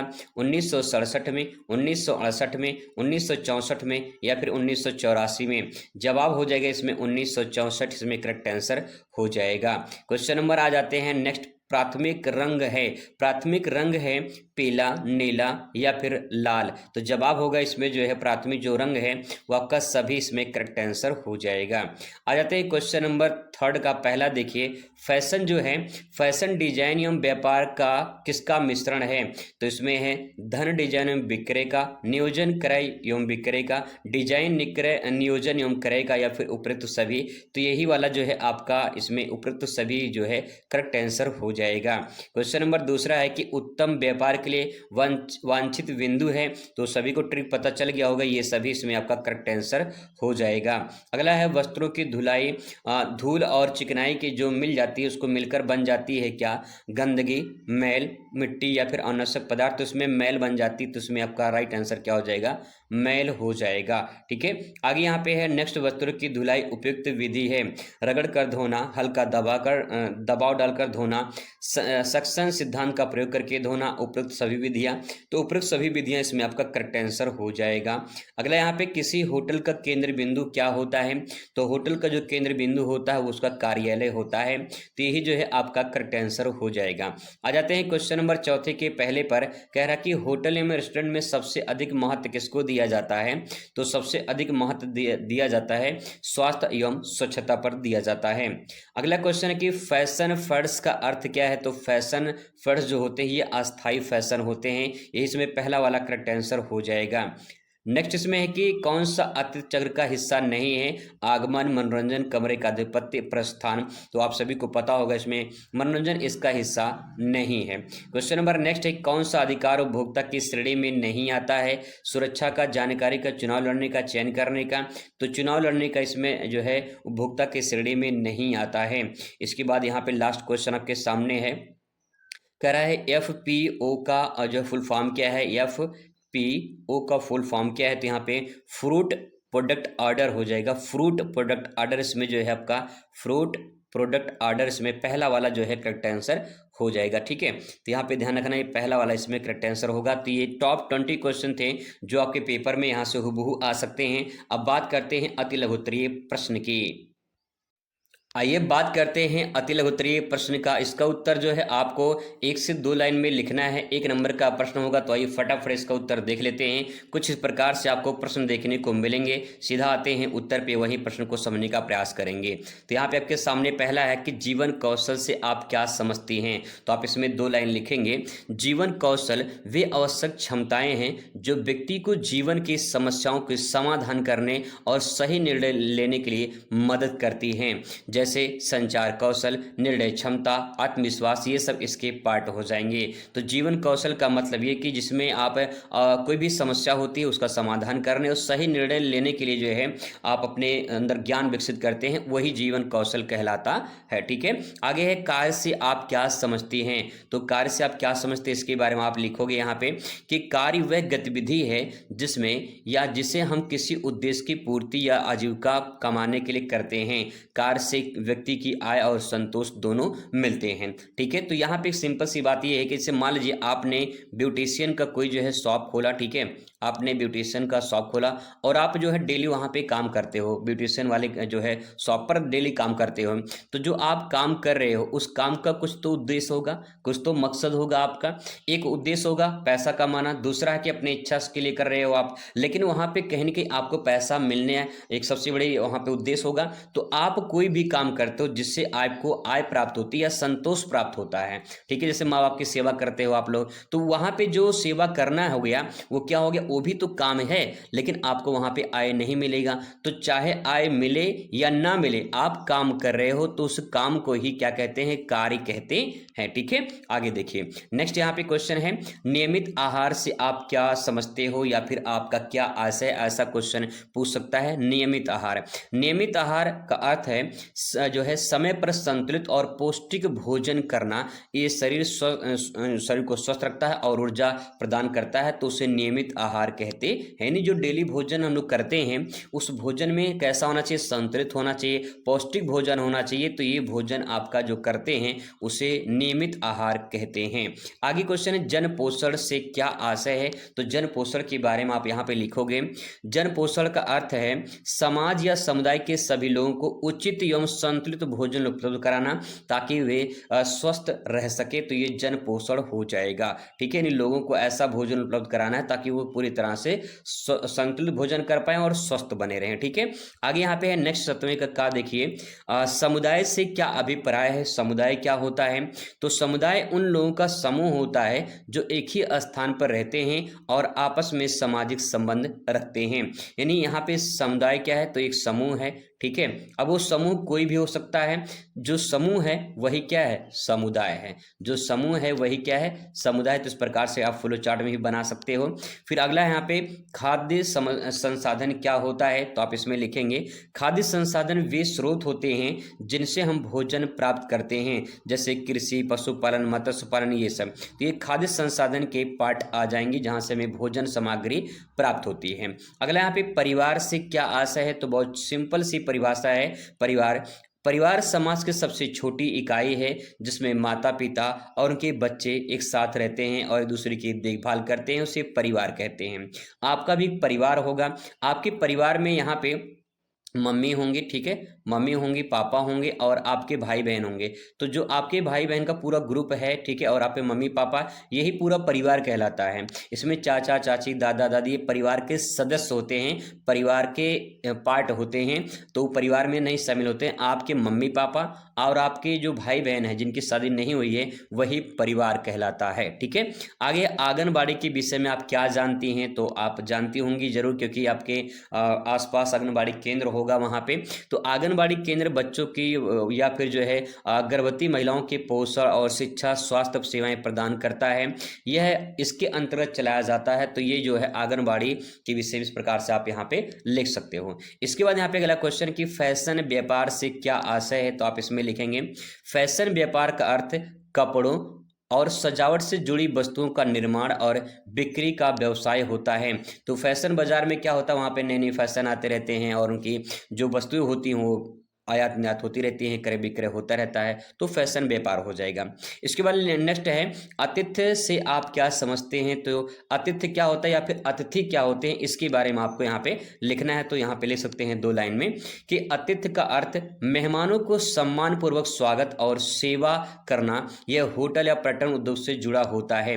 तो जो अतिथि होते हैं, अतिथि कहते हैं भगवान के समान होते हैं, तो उनका स्वागत करना, नाश्ता पानी कराना, खाना पीना, खिलाना पिलाना, उनके रहने के लिए व्यवस्था करना, वो पूरा आतिथ्य व्यवस्था कहलाता है। इसके बारे में आप इस प्रकार से लिख सकते हो। फिर यहाँ पे क्वेश्चन शुरू होगा आपका लघु उत्तरीय प्रश्न। लघु उत्तरीय प्रश्न में कुछ इस प्रकार से प्रश्न आपको देखने को मिलेंगे। इसमें आइए बात करते हैं लघु उत्तरीय प्रश्न की। लघु उत्तरीय प्रश्न जब अपनी कॉपी में आप लिखोगे तो 4 अंक आपको यहाँ से प्राप्त होंगे। यहाँ पे जो है लगभग 50 शब्दों में उत्तर आपको देना होगा, तो तकरीबन आधा पेज में आंसर आप पूरा कंप्लीट करेंगे, तब जाके पूरा 4 में 4 नंबर मिलेगा। 4 में 4 नंबर लाने के लिए यहाँ पे छोटा सा आप जो है डायग्राम वगैरह का भी प्रयोग कर सकते हो, या फिर चाहो तो आप फ्लो चार्ट वगैरह बना सकते हो। कुछ इस प्रकार से क्वेश्चन आपको देखने को मिलेगा, जैसे कि नैदानिक पोषण और आहारिकी के अध्ययन के महत्व बताइए, खाद्य पदार्थ किन कारणों से खराब होते हैं, ऐसे क्वेश्चन आपको देखने को मिलेंगे। तो आइए एक एक करके समझने का प्रयास करते हैं। तो पहला क्वेश्चन आपके सामने है लघु उत्तरीय का, नैदानिक पोषण और आहारिकी के अध्ययन का क्या महत्व है। तो आप इसे चाहें तो इस चीज को पॉइंट वाइज भी आप यहाँ पे लिख सकते हैं। 4 नंबर का है तो कम से कम 4 पॉइंट तो आप लिखेंगे ही। इसमें लिखेंगे नैदानिक पोषण और आहारिकी का अध्ययन रोगों की रोकथाम और उपचार में सहायक होता है। इसमें हम ये जान पाते हैं कि किस बीमारी में कैसा भोजन देना चाहिए। यह मरीज के स्वास्थ्य सुधार, कुपोषण रोकने और संतुलित आहार योजना बनाने के लिए महत्वपूर्ण होता है। तो इस प्रकार से आप यहाँ पे समझ के अपने शब्दों में बयां कर सकते हैं। आगे है क्वेश्चन नंबर 11 कह रहा है कि खाद्य पदार्थ किन किन कारणों से खराब होता है। तो आप इसमें लिखेंगे जीवाणु, फफूंदी और कीटों के कारण खराब हो जाता है, पहला पॉइंट। दूसरा है नमी और तापमान के क्रम में परिवर्तन होने से उनका प्रभाव पड़ने से जो है खाद्य पदार्थ खराब हो जाते हैं। नेक्स्ट है हवा और प्रकाश, जो प्रकाश होता है उसका संपर्क सही से नहीं मिल पाता है, जिसके कारण वो जो है पदार्थ होते हैं खराब हो जाते हैं। गलत भंडार के तरीके जो है, मान लो आपने फ्रिज में सामान रख दिया है, ठीक है, लेकिन फ्रिज में सामान रखने के बाद जो है उसमें फ्रिज आपने चालू नहीं किया, फ्रिज को बंद कर दिया, तो क्या वहाँ पे सामान सुरक्षित होगा या खराब हो जाएगा? जवाब होगा वो खराब हो जाएगा, ठीक है। तो इस प्रकार से यहाँ पे पॉइंट आप लिख सकते हैं। अगला क्वेश्चन यहाँ पे नौकरी और जीविका में अंतर बताइए। तो इसके लिए जो है आप यहाँ पे एक बॉक्स बनाइए इस प्रकार से, और उसे जो है यहाँ पे लिखिए, आप जो है यहाँ पे लिखिए जीविका या नौकरी लिख सकते हैं, यहाँ पे आप नौकरी लिखिए, ठीक है। इस प्रकार से लिखिए, इसको पॉइंट वाइज जो है आप यहाँ पे इस प्रकार से प्रेजेंट करिए, ठीक है। ऐसे करके जो है आप पॉइंट वाइज इसको प्रेजेंट करिए, पूरा बढ़िया अंक आपको यहाँ से प्राप्त होगा। मैंने इसके बारे में चर्चा कर लिया है, इसलिए मैंने आपको हिंट में यहाँ पे समझा दे रहा हूँ। जैसे नौकरी क्या होता है, किसी संस्था के लिए वेतन पर किया गया कार्य, चाहे वो प्राइवेट हो या गवर्नमेंट गवर्नमेंट हो। और जीविका का मतलब होता है कि जीवन यापन के लिए किया गया कोई भी कार्य जो हो, जो आपका नौकरी कहलाता है, चाहे वो व्यवसाय हो या फिर कोई स्वरोजगार हो, ठीक है, जिसमें इनकम प्राप्त होती है, वो आपका जीविका हो जाएगा। अगला यहाँ पे जेंडर और लिंग में अंतर आपको बताना है, तो आप इसमें लिंग में लिखेंगे कि जन्म के समय जैविक आधार पर स्त्री पुरुष की पहचान, ये आपका लिंग कहलाता है। जेंडर के आधार पे समाज द्वारा तय की गई भूमिकाएं जो होती हैं, उनकी अपेक्षाएं जो होती हैं, जैसे लड़की लड़का का विभाजन, इस प्रकार से हम इसको डिवाइड करते हैं। तो आप इसको चाहें तो ऐसे इसको भी आप यहाँ पे डिवाइड करके इसके बारे में आप यहाँ पे लिख सकते हैं, या तो चाहें आप इस प्रकार से भी इसे लिख सकते हैं। इसके बाद यहाँ पे आपका विकास संचार क्या है, ये आपसे पूछा जाएगा। विकास संचार क्या होता है, तो आप इसमें लिखेंगे विकास संचार वह प्रक्रिया है जिसमें मीडिया संवाद के माध्यम से समाज में जागरूकता और सुधार लाया जाता है। ये उसकी भूमिका में आप यहाँ पे लिख सकते हैं। शिक्षा और स्वास्थ्य की जानकारी फैलाना, सरकारी योजना का प्रचार प्रसार करना और सामाजिक परिवर्तन को बढ़ाना, इसमें शामिल होता है।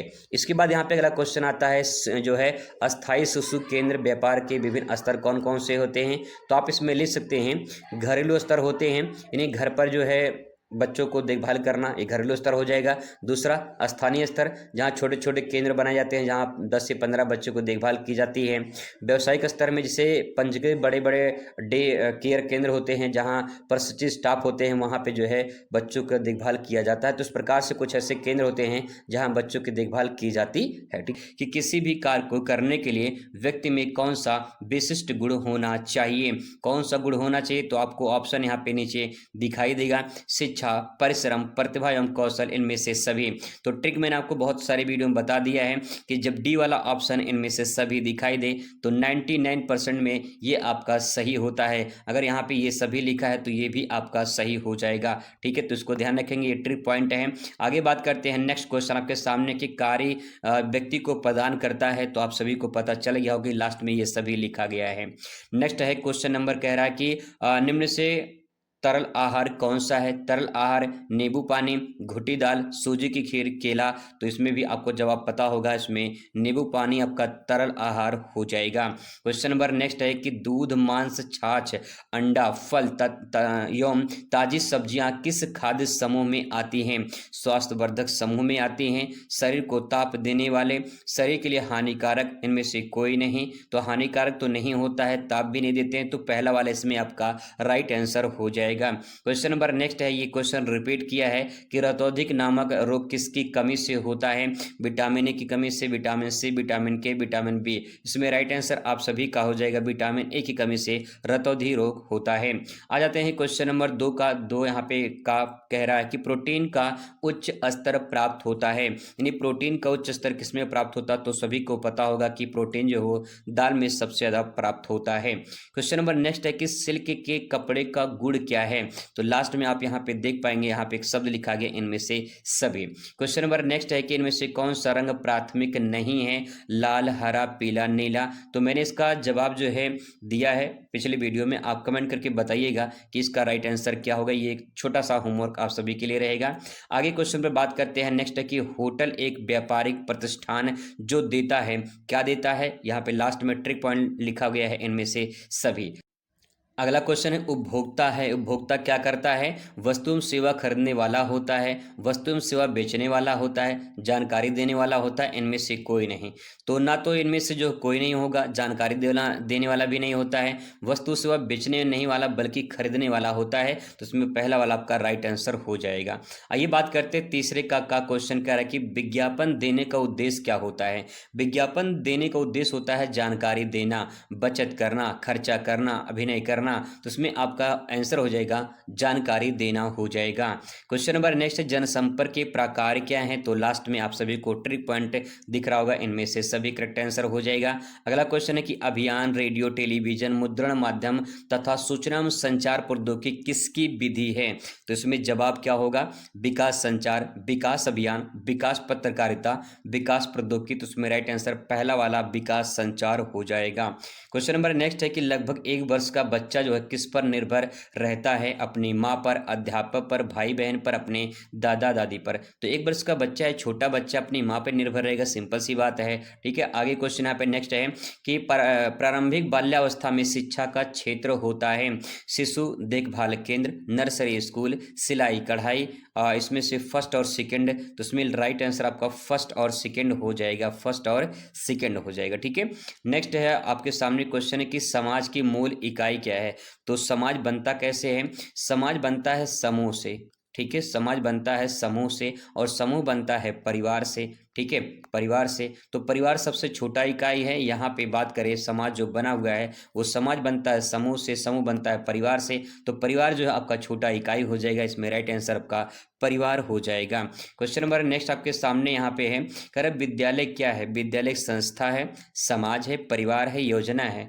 तो ना तो ये समाज है, ना तो परिवार है, ना तो योजना है, बच्चा क्या है? संस्था, तो विद्यालय एक संस्था हो जाएगा। क्वेश्चन नंबर नेक्स्ट है, निम्न में से कौन सा बाल गृह नहीं है? परीक्षण गृह, बाल मनोरंजन केंद्र, विशेष गृह, किशोर गृह। तो इसमें राइट आंसर क्या हो जाएगा? बाल गृह नहीं है, तो बाल मनोरंजन केंद्र जो है इसमें आपका राइट आंसर हो जाएगा।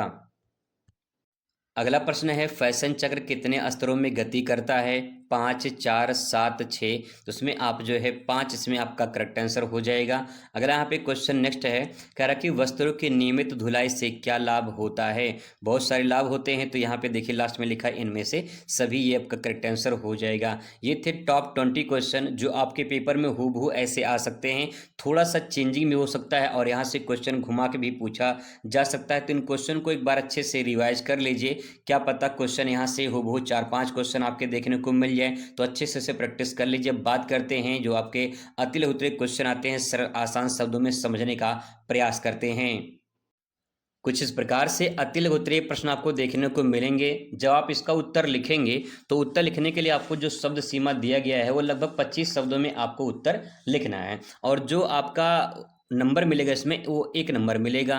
तो 1 नंबर के लिए कम से कम जो है आप 1 से 2 लाइन में आंसर पूरा कंप्लीट अपना कर देंगे। जैसे कि नौकरी से क्या अभिप्राय है, उद्यमिता किसे कहते हैं, जन पोषण जन स्वास्थ्य पोषण किसे कहते हैं, खाद्य परवलीकरण क्या होता है, ऐसे क्वेश्चन आपको देखने को मिलेंगे। तो आ जाते हैं नीचे इसके उत्तर पे और समझने का प्रयास करते हैं सिंपल शब्दों में। सबसे पहले यहाँ पे क्वेश्चन है नौकरी क्या है, तो नौकरी आप यहाँ पे हेडिंग डाल देंगे, नौकरी के बारे में लिखेंगे, आजीविका कमाने के लिए किसी संस्था में निश्चित वेतन पर किया गया कार्य नौकरी कहलाता है। आजीविका का मतलब होता है कि अपने जीवन यापन के लिए जो हम काम करते हैं और उस काम के बदले हमें वेतन मिलता है या हमें इनकम प्राप्त होता है, उस काम को हम नौकरी कहते हैं। सिंपल परिभाषा में इसको डायग्राम में भी आप कन्वर्ट कर सकते हैं। जैसे मान लीजिए आप कोई काम कर रहे हैं, ठीक है, उस काम के बदले जो है अपने जीवन यापन के लिए काम कर रहे हैं, उस काम के बदले आपको वेतन मिल रहा है या फिर सिंपल भाषा में कहें पैसा मिल रहा है, तो उस काम को हम नौकरी कहते हैं। अब चाहे नौकरी प्राइवेट हो या सरकारी हो, बात एक ही है, काम काम होता है, ठीक है, काम के बदले वेतन मिलता है। आगे क्वेश्चन नंबर नेक्स्ट है, उद्यमिता किसे कहते हैं, तो यहाँ पे सेंटेंस बहुत ही सिंपल लिखा गया है, अपना कार्य या व्यवसाय स्थापित करके उसे संचालित करने की जो क्षमता होती है उसी को उद्यमिता कहा जाता है। यहाँ पे सिंपल भाषा में और समझे तो बस आप इतना समझिए कि जिससे मान लीजिए आप अपना कोई व्यवसाय करना चाहते हो या ब्यूटिशियन का, सिलाई कढ़ाई का कोई दुकान खोलना चाहते हो, कोई व्यवसाय करना चाहते हो, तो अगर उसमें लाभ और हानि होगा तो उसे कौन झेलेगा, कौन सहेगा, कौन उसे लेगा? जवाब होगा आप लेंगे। तो इसका मतलब ये है कि जो लाभ और हानि का जोखिम उठाता है वही उद्यम कहलाता है और उसी उद्यम शब्द से उद्यमिता बना है। ठीक है, ये सिंपल परिभाषा लिखा, इसके बारे में लिख सकते हैं आप। नेक्स्ट है जन स्वास्थ्य पोषण किसे कहते हैं, तो इसमें लिखेंगे सामुदायिक या समुदाय के सभी लोगों को उचित पोषण उपलब्ध कराने और पोषण जो है, जो पोषण मिलता है उन्हें, उसके संबंधित समस्याएं होती हैं उससे रोकने का जन स्वास्थ्य पोषण कहा जाता है। या फिर ऐसे भी कह सकते हैं जो समाज के लोग होते हैं उन समाज के लोगों को ऐसा पोषण उपलब्ध कराया जाए, ऐसा भोजन उपलब्ध कराया जाए जिससे उनको कोई खतरा ना हो, और अगर कोई समस्या होती है तो समस्या को रोकने का उपाय होना चाहिए, उसे जन स्वास्थ्य पोषण कहा जाता है। ठीक है, आगे यहाँ पे देखिए खाद्य परवलीकरण से क्या अर्थ है, ऐसा क्वेश्चन देखने को मिलेगा। मिलेगा, तो आप इसमें लिखेंगे किसी भोजन में विटामिन या खनिज की कृत्रिम रूप से मिलाकर उसकी पौष्टिकता बढ़ाना खाद्य प्रबलीकरण कहलाता है। ठीक है, आगे इसमें देखिए क्वेश्चन नेक्स्ट है कि खाद्यान्न या फिर खाद्य जीवन यानी सेल्फ लाइफ किसे कहते हैं, तो इसमें आप लिखेंगे किसी भोजन की वह अवधि जिसमें वह सुरक्षित और उपयोग योग्य रहता है उसे खाद्य जीवन या सेल्फ लाइफ कहा जाता है। सिंपल परिभाषा लिखा गया है। नेक्स्ट है परिधान यानी वस्त्र रचना में कला किन किन तत्वों का प्रयोग होता है, उसमें रेखा बनाया जाता है, रंग होते हैं, बनावट होते हैं, इन सब का प्रयोग उसमें किया जाता है। ठीक है, आगे यहाँ पे नेक्स्ट है कि अस्पतालों में वस्त्रों की धुलाई में किस बात का विशेष ध्यान दिया जाता है, तो संक्रमण रहित यानी सैनिटाइज्ड और पूर्णतः स्वच्छ धुलाई पर विशेष ध्यान दिया जाता है। नेक्स्ट है ऊल मार्क का चिन्ह किन किन वस्त्रों पर दिया जाता है, तो शुद्ध जो ऊन होते हैं उन पर बने वस्त्रों पर दिया जाता है। ठीक है, आगे यहाँ पे नेक्स्ट है सैरगाह यानी रिजॉर्ट क्या होते हैं, तो आप इसमें लिखेंगे वह स्थान जहां लोग आराम करने के लिए जाते हैं, अवकाश यानी छुट्टियां मनाने के लिए जाते हैं, मनोरंजन की सुविधा होती है और छुट्टियां बिताने के लिए वहां ठहरते हैं, तो इससे स्थान को सैरगाह या रिजॉर्ट कहा जाता है। मतलब एक ऐसा स्थान होता है जहाँ पे एक ऐसा माहौल क्रिएट होता है जहाँ पे आप रह सकते हैं, घूम सकते हैं, सारी व्यवस्था आपको एक ही जगह पे मिल जाएगी, उसे हम रिजॉर्ट या सैरगाह के नाम से जानते हैं। अगर यहाँ पे संचार को परिभाषित कीजिए तो आप इसमें एक लाइन में लिखेंगे कि विचारों, सूचना, संदेशों को जो आदान प्रदान होता है उसी को संचार कहा जाता है। जैसे आप मोबाइल से किसी से बात करते हो या मोबाइल से किसी को मैसेज भेजते हो, ये क्या है, संचार है। अपनी बातों को किसी दूसरे तक पहुंचाने की प्रक्रिया को संचार कहते हैं और जो जिसके माध्यम से हम पहुंचाते हैं वो संचार के साधन होते हैं। तो जन संचार के साधन कौन कौन से, अगला क्वेश्चन आपसे पूछ सकता है। जन संचार के जो माध्यम होते हैं टीवी है, रेडियो है, समाचार पत्र है, इंटरनेट है, आज के डेट में मोबाइल फोन वगैरह है, सोशल मीडिया, ये जो आपका इसमें आ जाएगा। अगला क्वेश्चन यहाँ पे कि विकास संचार की दो विशेषताएं लिखी, तो आप इसमें लिखेंगे विकास संचार क्या होता है, समाज में जागरूकता और परिवर्तन लाने के लिए विकास संचार का उपयोग किया जाता है, तो इसकी विशेषता हो जाएगी। दूसरा पॉइंट आप इसमें ले सकते हैं कि शिक्षा, स्वास्थ्य, कृषि आदि विकास कार्यक्रमों को बढ़ावा देने के लिए विकास संचार की आवश्यकता होती है। तो इस प्रकार से दो पॉइंट आप इसके बारे में लिख सकते हो। आगे इसके बाद यहाँ पे लघु उत्तरीय प्रश्न आपको दिखाई देगा। जब आप इसका आप उत्तर लिखोगे तो लगभग आपको 50 शब्दों में उत्तर लिखना पड़ेगा और 4 अंक आपको यहाँ से मिलेंगे। तकरीबन आधा पेज में आप पूरा आंसर इसका कंप्लीट करेंगे। यहाँ पे डायग्राम का, कोटेशन का प्रयोग आप जरूर करेंगे। क्वेश्चन इस प्रकार से आपको देखने को मिलेगा जैसे कि प्राचीन विधि से खाद्यान्न संरक्षण के 4 उपाय या 4 उदाहरण दीजिए। संदूषण और अपमिश्रण में अंतर बताइए। के बाल केंद्रित उपागम यानी चाइल्ड सेंट्रिक अप्रोच से क्या अभिप्राय है, ऐसा क्वेश्चन आपको देखने को मिल सकता है। फैशन चक्र के विभिन्न स्तरों के बारे में संक्षेप में लिखिए। विकास संचार और पत्रकारिता के महत्व को बताइए। तो आइए फटाफट इनका उत्तर देखते हैं सिंपल शब्दों में। प्राचीन विधि से जो खाद्य संरक्षण किया जा रहा था उसके 4 उदाहरण यहाँ पे आपको लिखने हैं। तो यहाँ पे 4 पॉइंट आपको लिखा गया है। पूरा नंबर कैसे मिलेगा उसका छोटा सा ट्रिक पॉइंट मैं आपको बता दे रहा हूँ। सबसे पहले अपनी कॉपी में क्या करेंगे, इस प्रकार से एक छोटा सा बॉक्स बना देंगे ऊपर और यहाँ पे लिखेंगे प्राचीन विधि की, यहाँ तक जो है आप लिख लेंगे। ठीक है, उदाहरण तक लिख लेंगे, ये पूरा सेंटेंस यहाँ तक लिख लेंगे इसी बॉक्स में। ठीक है, लिखने के बाद यहाँ पे 4 पॉइंट पूछा गया तो 4 यहाँ पे आप हेडिंग बना लीजिए। ठीक है, 4 जो है आप इस प्रकार से अपना हेडिंग बना लीजिए इस प्रकार से। ठीक है, एक छोटा सा डायग्राम बना दीजिए अच्छा सा। जब यहाँ पे डायग्राम बनाएंगे तो यहाँ पे नंबर 1, नंबर 2, नंबर 3, नंबर 4 जो पॉइंट यहाँ पे लिखा गया है वही पॉइंट इस डायग्राम में कन्वर्ट कर दीजिए। मैं आपको बता रहा हूँ कि जो तरीका ये है वो बोर्ड ने खुद बताया है कि आप अपने आंसर को डायग्राम में, फ्लो चार्ट में प्रेजेंट करिए, बढ़िया अंक प्राप्त होता है, ये बोर्ड खुद कहता है। ठीक है, तो आप इस प्रकार से अगर आंसर प्रेजेंट करते हो तो 4 में 4 पूरा का पूरा नंबर आपको मिल जाएगा। अब यहाँ पे लिखने के बाद उसके बारे में छोटा छोटा यहाँ पे सेंटेंस में उसको एक्सप्लेन कर दीजिए, बता दीजिए, थोड़ा सा अपने शब्दों में लिख दीजिए, पूरा नंबर आपको प्राप्त हो जाएगा। जैसे इसमें है पहले धूप में सुखाना, पहले प्राचीन विधि लिखा है। पहले क्या, पहले फ्रिज वगैरह तो होता नहीं था कि भाई चलो खाना है कोई जो है फ्रिज में रख दो खराब नहीं होगा, या कोई चीज़ है उसे अच्छे तरीके से सेफ्टी में किया जाए, तो पहले इतना सुविधा तो थी नहीं। तो प्राचीन में क्या होता था, धूप में सुखाया जाता था, पहला पॉइंट। दूसरा, नमक दाल को सुरक्षित रखना कुछ जैसे अचार वगैरह हो गया, उसको नमक डाल में तेल में डाल के उसको रखते थे जिससे खराब नहीं होता था। आज भी वो विधि अपनाई जाती है, ठीक है। नेक्स्ट है चीनी की चाशनी में रखने से मुरब्बा वगैरह हो गया, आज के दिन भी ऐसा रखा जाता है। तो अगर इस प्रक्रिया को अपनाया जाता है तो जो खाद्य पदार्थ है उसका हम संरक्षण कर सकते हैं। नेक्स्ट है धूम्रीकरण, स्मोकिंग जो वगैरह होता है मतलब उसमें भाप वगैरह देकर जो है उसको सेफ्टी में रखा जाता है। तो इस प्रकार से जो है ये 4 पॉइंट हैं, चारों को डायग्राम में कन्वर्ट करके अपने शब्दों में पूरा बयां कर दीजिए। मैं आपसे वादा करता हूं कि 70 में 70 नहीं आएगा तो पढ़ाना छोड़ दूंगा, बस इतना ध्यान रखिएगा। अगर आपका सही तरीके से प्रेजेंटेशन हो गया तो पूरा का पूरा नंबर आपको मिलेगा। आई होप आपको समझ में आया होगा। क्वेश्चन नंबर नेक्स्ट पर आ जाते हैं। संदूषण एवं अपमिश्रण में अंतर बताइए, तो आप इसके बारे में लिखेंगे। मैं आपको शॉर्ट में यहाँ पे समझाऊंगा, इसका भी आप कैसे उत्तर लिख सकते हैं। पहला पॉइंट यहाँ पे है कि यहाँ पे लिखा है संदूषण और अपमिश्रण में अंतर, तो आप इस प्रकार से हेडिंग बना लीजिए, ठीक है। और हेडिंग बनाने के बाद जो है इसको जो है डिवाइड कर दीजिए इस प्रकार से, ठीक है। इसको बांट लीजिए 2 भागों में। और यहाँ पे 4 नंबर का प्रश्न है, ध्यान रखना कि आपको पहला पॉइंट, दूसरा पॉइंट, तीसरा पॉइंट, चौथा पॉइंट, और फिर इसी के सामने पहला पॉइंट, दूसरा पॉइंट, तीसरा पॉइंट और चौथा पॉइंट, ऐसे जो है आपको 4 पॉइंट इधर, 4 पॉइंट इधर आपको अच्छे से प्रेजेंट करना है। मैं आपको यहाँ पे शॉर्ट में हिंट दे रहा हूँ कैसे आप इसको लिख सकते हो। अगर समझ जाओगे तो आप अपने शब्दों में बयां कर सकते हो। जैसे संदूषण क्या होता है, तो यहाँ पे लिखेंगे भोजन में हानिकारक जीवाणु, रसायन या गंदगी का मिल जाना संदूषण कहलाता है। दूसरा पॉइंट देखिए अपसम्मिश्रण, यहाँ पे ये सम्मिश्रण रहेगा, सेंटेंस थोड़ा सा उच्चारण में गलती है यहाँ पे, अपसम्मिश्रण रहेगा, ठीक है।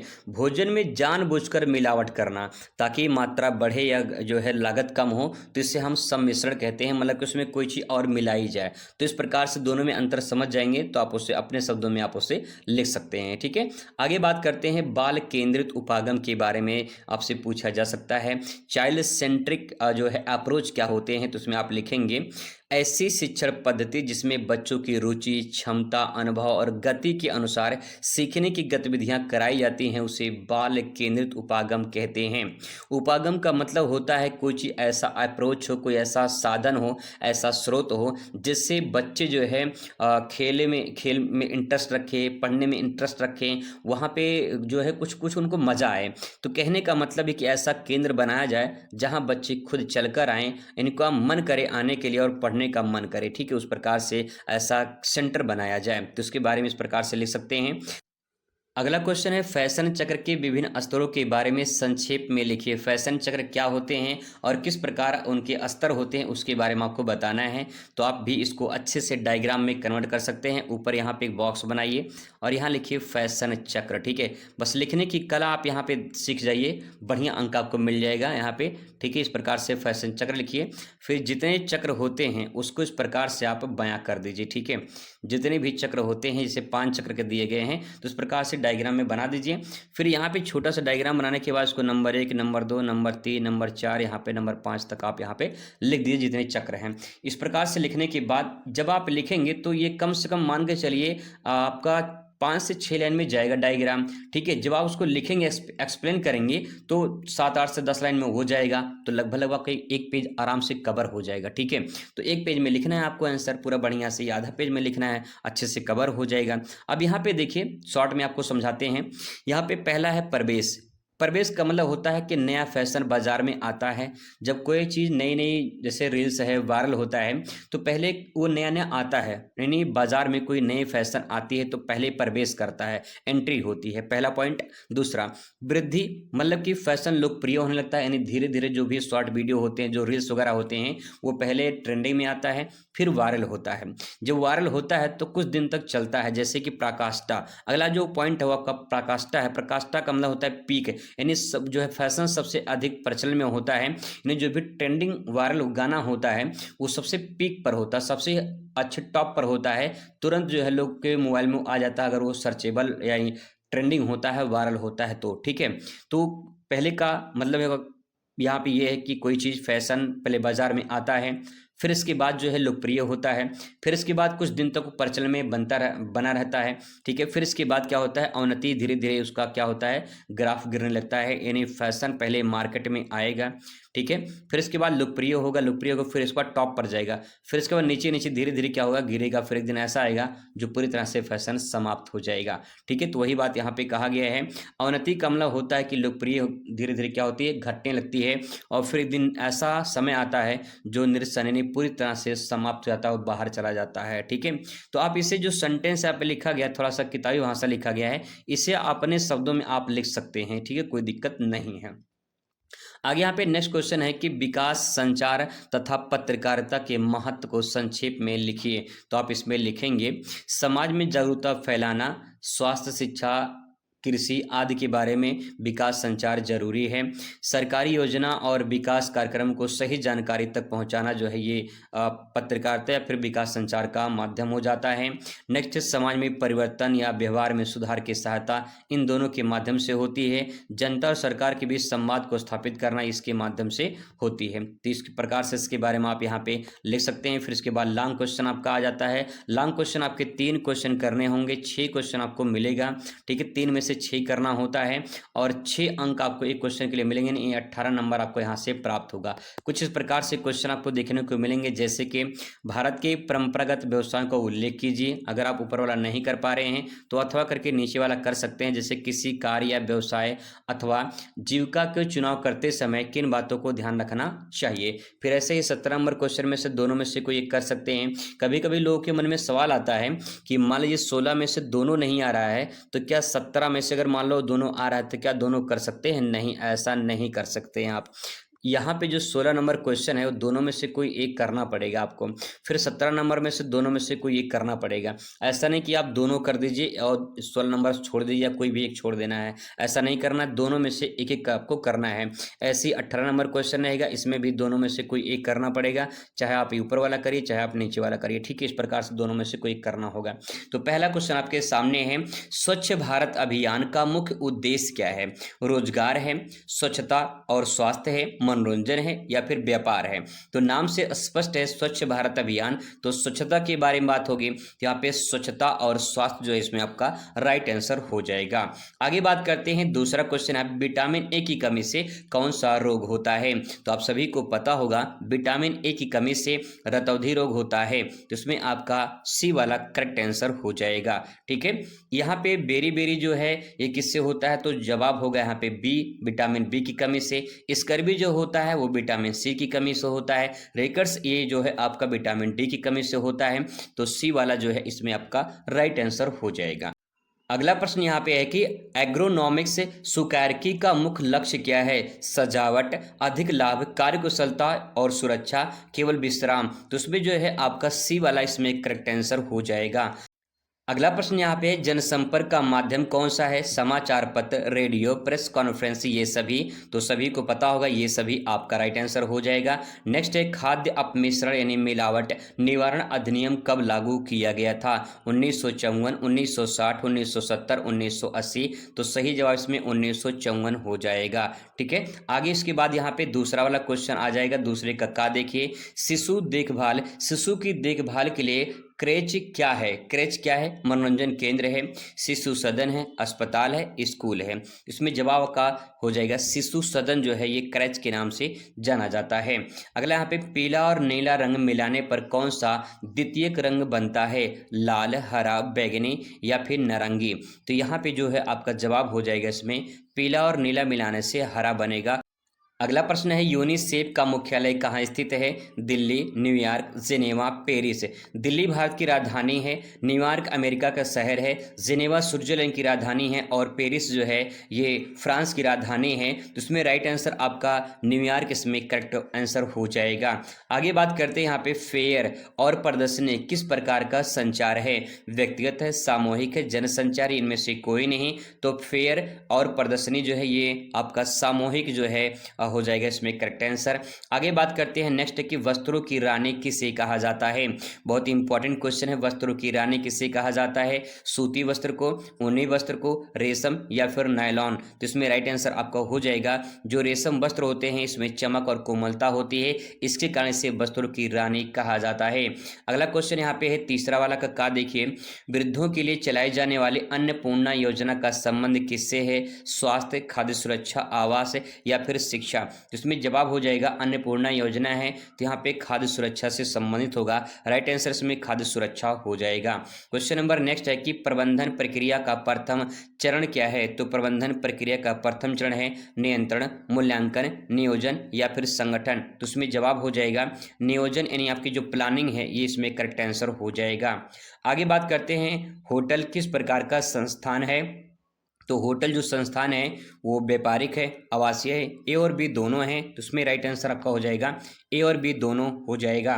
क्वेश्चन नंबर नेक्स्ट है कि यहाँ पे कह रहा है कि विज्ञापन का मुख्य कार्य क्या होता है। विज्ञापन का मुख्य कार्य होता है, ये सभी इसमें राइट आंसर हो जाएगा सूचना देना, प्रेरित करना, स्मरण कराना। ठीक है, आगे बात करते हैं नेक्स्ट है जल में घुलनशील विटामिन कौन सा होता है। जल में घुलनशील विटामिन कौन सा होता है। Vitamin A, vitamin D, vitamin C या फिर विटामिन के। तो सही जवाब इसमें विटामिन सी आपका करेक्ट आंसर हो जाएगा। आगे क्वेश्चन नंबर चौथा का देखिए, फैशन चक्र का प्रथम चरण क्या होता है। नवाचार, वृद्धि, पतन, लोकप्रियता। तो उसमें फैशन चक्र जो होता है वो नवाचार इसमें हो जाएगा, यानी नई नई टेक्नोलॉजी आती रहती है, नया नया जो फैशन होता है वो आता रहता है, तो नवाचार इसमें राइट आंसर हो जाएगा। अगला प्रश्न यहाँ पे कि उपभोक्ता संरक्षण अधिनियम, इसे कोपरा बोलते हैं, इसे बोलते हैं कोपरा। ठीक है, इसे बोलते हैं कोपरा। कोपरा किस वर्ष आया था। 1986 में, 2019 में, 1990 में। तो इसमें राइट आंसर आपका 1986 हो जाएगा। अगला प्रश्न है डिजाइन के तत्व में शामिल है रेखा, रंग, आकार, ये सभी। तो ये सभी इसमें जो है आपका करेक्ट आंसर हो जाएगा। अगला है रेडियो किस प्रकार का दृश्य श्रव्य साधन है। दृश्य मतलब देखना, श्रव्य मतलब सुनना, दृश्य श्रव्य दोनों इनमें से कोई नहीं। तो रेडियो पे हम सुनते हैं तो उसमें श्रव्य हो जाएगा, दिखाई तो देता नहीं है, तो उसमें आपका श्रव्य राइट आंसर हो जाएगा। आगे है यहाँ पे नेक्स्ट है कार्य नैतिकता का अर्थ क्या है। तो कार्य नैतिकता का अर्थ ईमानदारी है, समयबद्धता है, निष्ठा है, इसमें ये सभी आपका राइट आंसर हो जाएगा। तो ये टॉप 20 इंपॉर्टेंट क्वेश्चन थे जो आपके पेपर में हूबहू आ सकते हैं। अब बात करते हैं अति लघुत्तरीय प्रश्न की। आइए बात करते हैं अति लघुत्तरीय प्रश्न की, सरल आसान शब्दों में आपको समझाने का पूरा प्रयास करेंगे। यहाँ पे 25 शब्दों में आपको उत्तर देना होगा। कुछ इस प्रकार से आपको प्रश्न देखने को मिलेंगे, जैसे कि पांचवा का आपको यहाँ पे देखने को मिलेगा, स्वरोजगार से आप क्या समझते हो। सिंपल क्वेश्चन रहते हैं, सिंपल आपको उत्तर देना है। संतुलित आहार किसे कहते हैं, ऐसा क्वेश्चन पूछा जाएगा। फिर ऐसे 6वां नंबर, ऐसे 7वां नंबर क्वेश्चन पूछा जाएगा। आइए इसका उत्तर देखते हैं और समझाने का पूरा प्रयास करते हैं। तो यहाँ पे लिखा है स्वरोजगार, कैसे आप लिखेंगे अपनी कॉपी में। इसमें लिखेंगे जब कोई व्यक्ति लाभ कमाने के उद्देश्य से स्वयं कोई भी अपना व्यवसाय, उद्योग या काम करता है और दूसरे के अधीन कार्य नहीं करता तो उसे स्वरोजगार कहते हैं।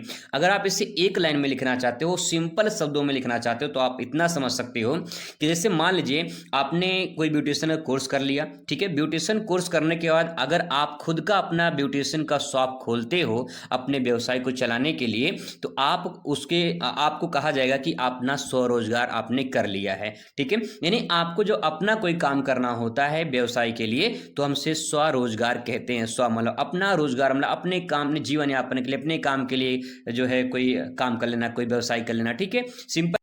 अगला प्रश्न देखिए, कह रहा है कि संतुलित आहार किसे कहते हैं। संतुलित आहार पूछा गया है। अब इसके बारे में आप यहाँ पे लिखेंगे वह आहार जिसमें शरीर की आवश्यकता अनुसार सभी पोषक तत्व जैसे कि प्रोटीन, कार्बोहाइड्रेट, वसा, विटामिन, खनिज उचित मात्रा और अनुपात में मौजूद हो, उसे संतुलित आहार कहते हैं। सिंपल परिभाषा लिखा गया है, यानी जिसमें ये सब पोषक तत्व अगर आसानी से मिल जाते हैं तो उस मात्रा को हम कहते हैं संतुलित आहार। ठीक है, आगे बात करते हैं यहाँ पे नेक्स्ट है पूरक आहार क्या होता है।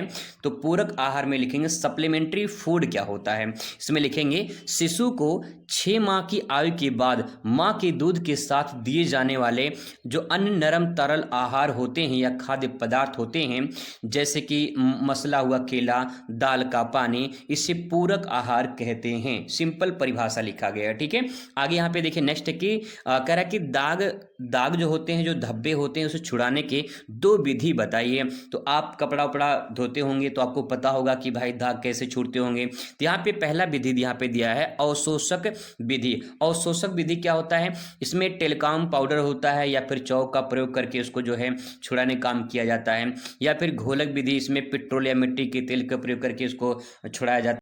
अगला प्रश्न देखिए, कह रहा है कि लाल रंग किसका प्रतीक होता है? तो जो लाल रंग होता है वो किसका प्रतीक होता है? लाल रंग उत्साह का, प्रेम का, शक्ति का, ऊर्जा का और खतरे का प्रतीक माना जाता है। तो बड़े सिंपल शब्दों में आप इस प्रकार से देंगे, 1 नंबर आपको यहाँ से मिल जाएगा। ठीक है, आगे देखिए, कह रहा है कि किन्हीं 2 प्राकृतिक रेशों का नाम बताइए। तो प्राकृतिक जो रेशा होते हैं वो सूती वस्त्र यानी कपास होता है। रेशम यानी रेशम से जो कीड़े वगैरह से प्राप्त होते हैं वो आपका यहाँ पे हो जाएगा तो सूती वस्त्र, और रेशम वस्त्र हो जाएगा, यहाँ से आप ले सकते हो उसके बारे में। ठीक है, अगला यहाँ पे क्वेश्चन है कि SOS बाल गांव क्या है? तो SOS बाल गांव क्या है?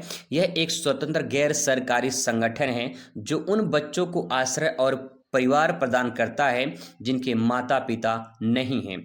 ये जो होते हैं ये अपने परिवार के साथ नहीं रह सकते हैं, उन्हें हम SOS यानी हम SOC बाल गांव के नाम से जानते हैं। ठीक है, आगे यहाँ पे नेक्स्ट है कि उपभोक्ता के 2 अधिकार बताइए।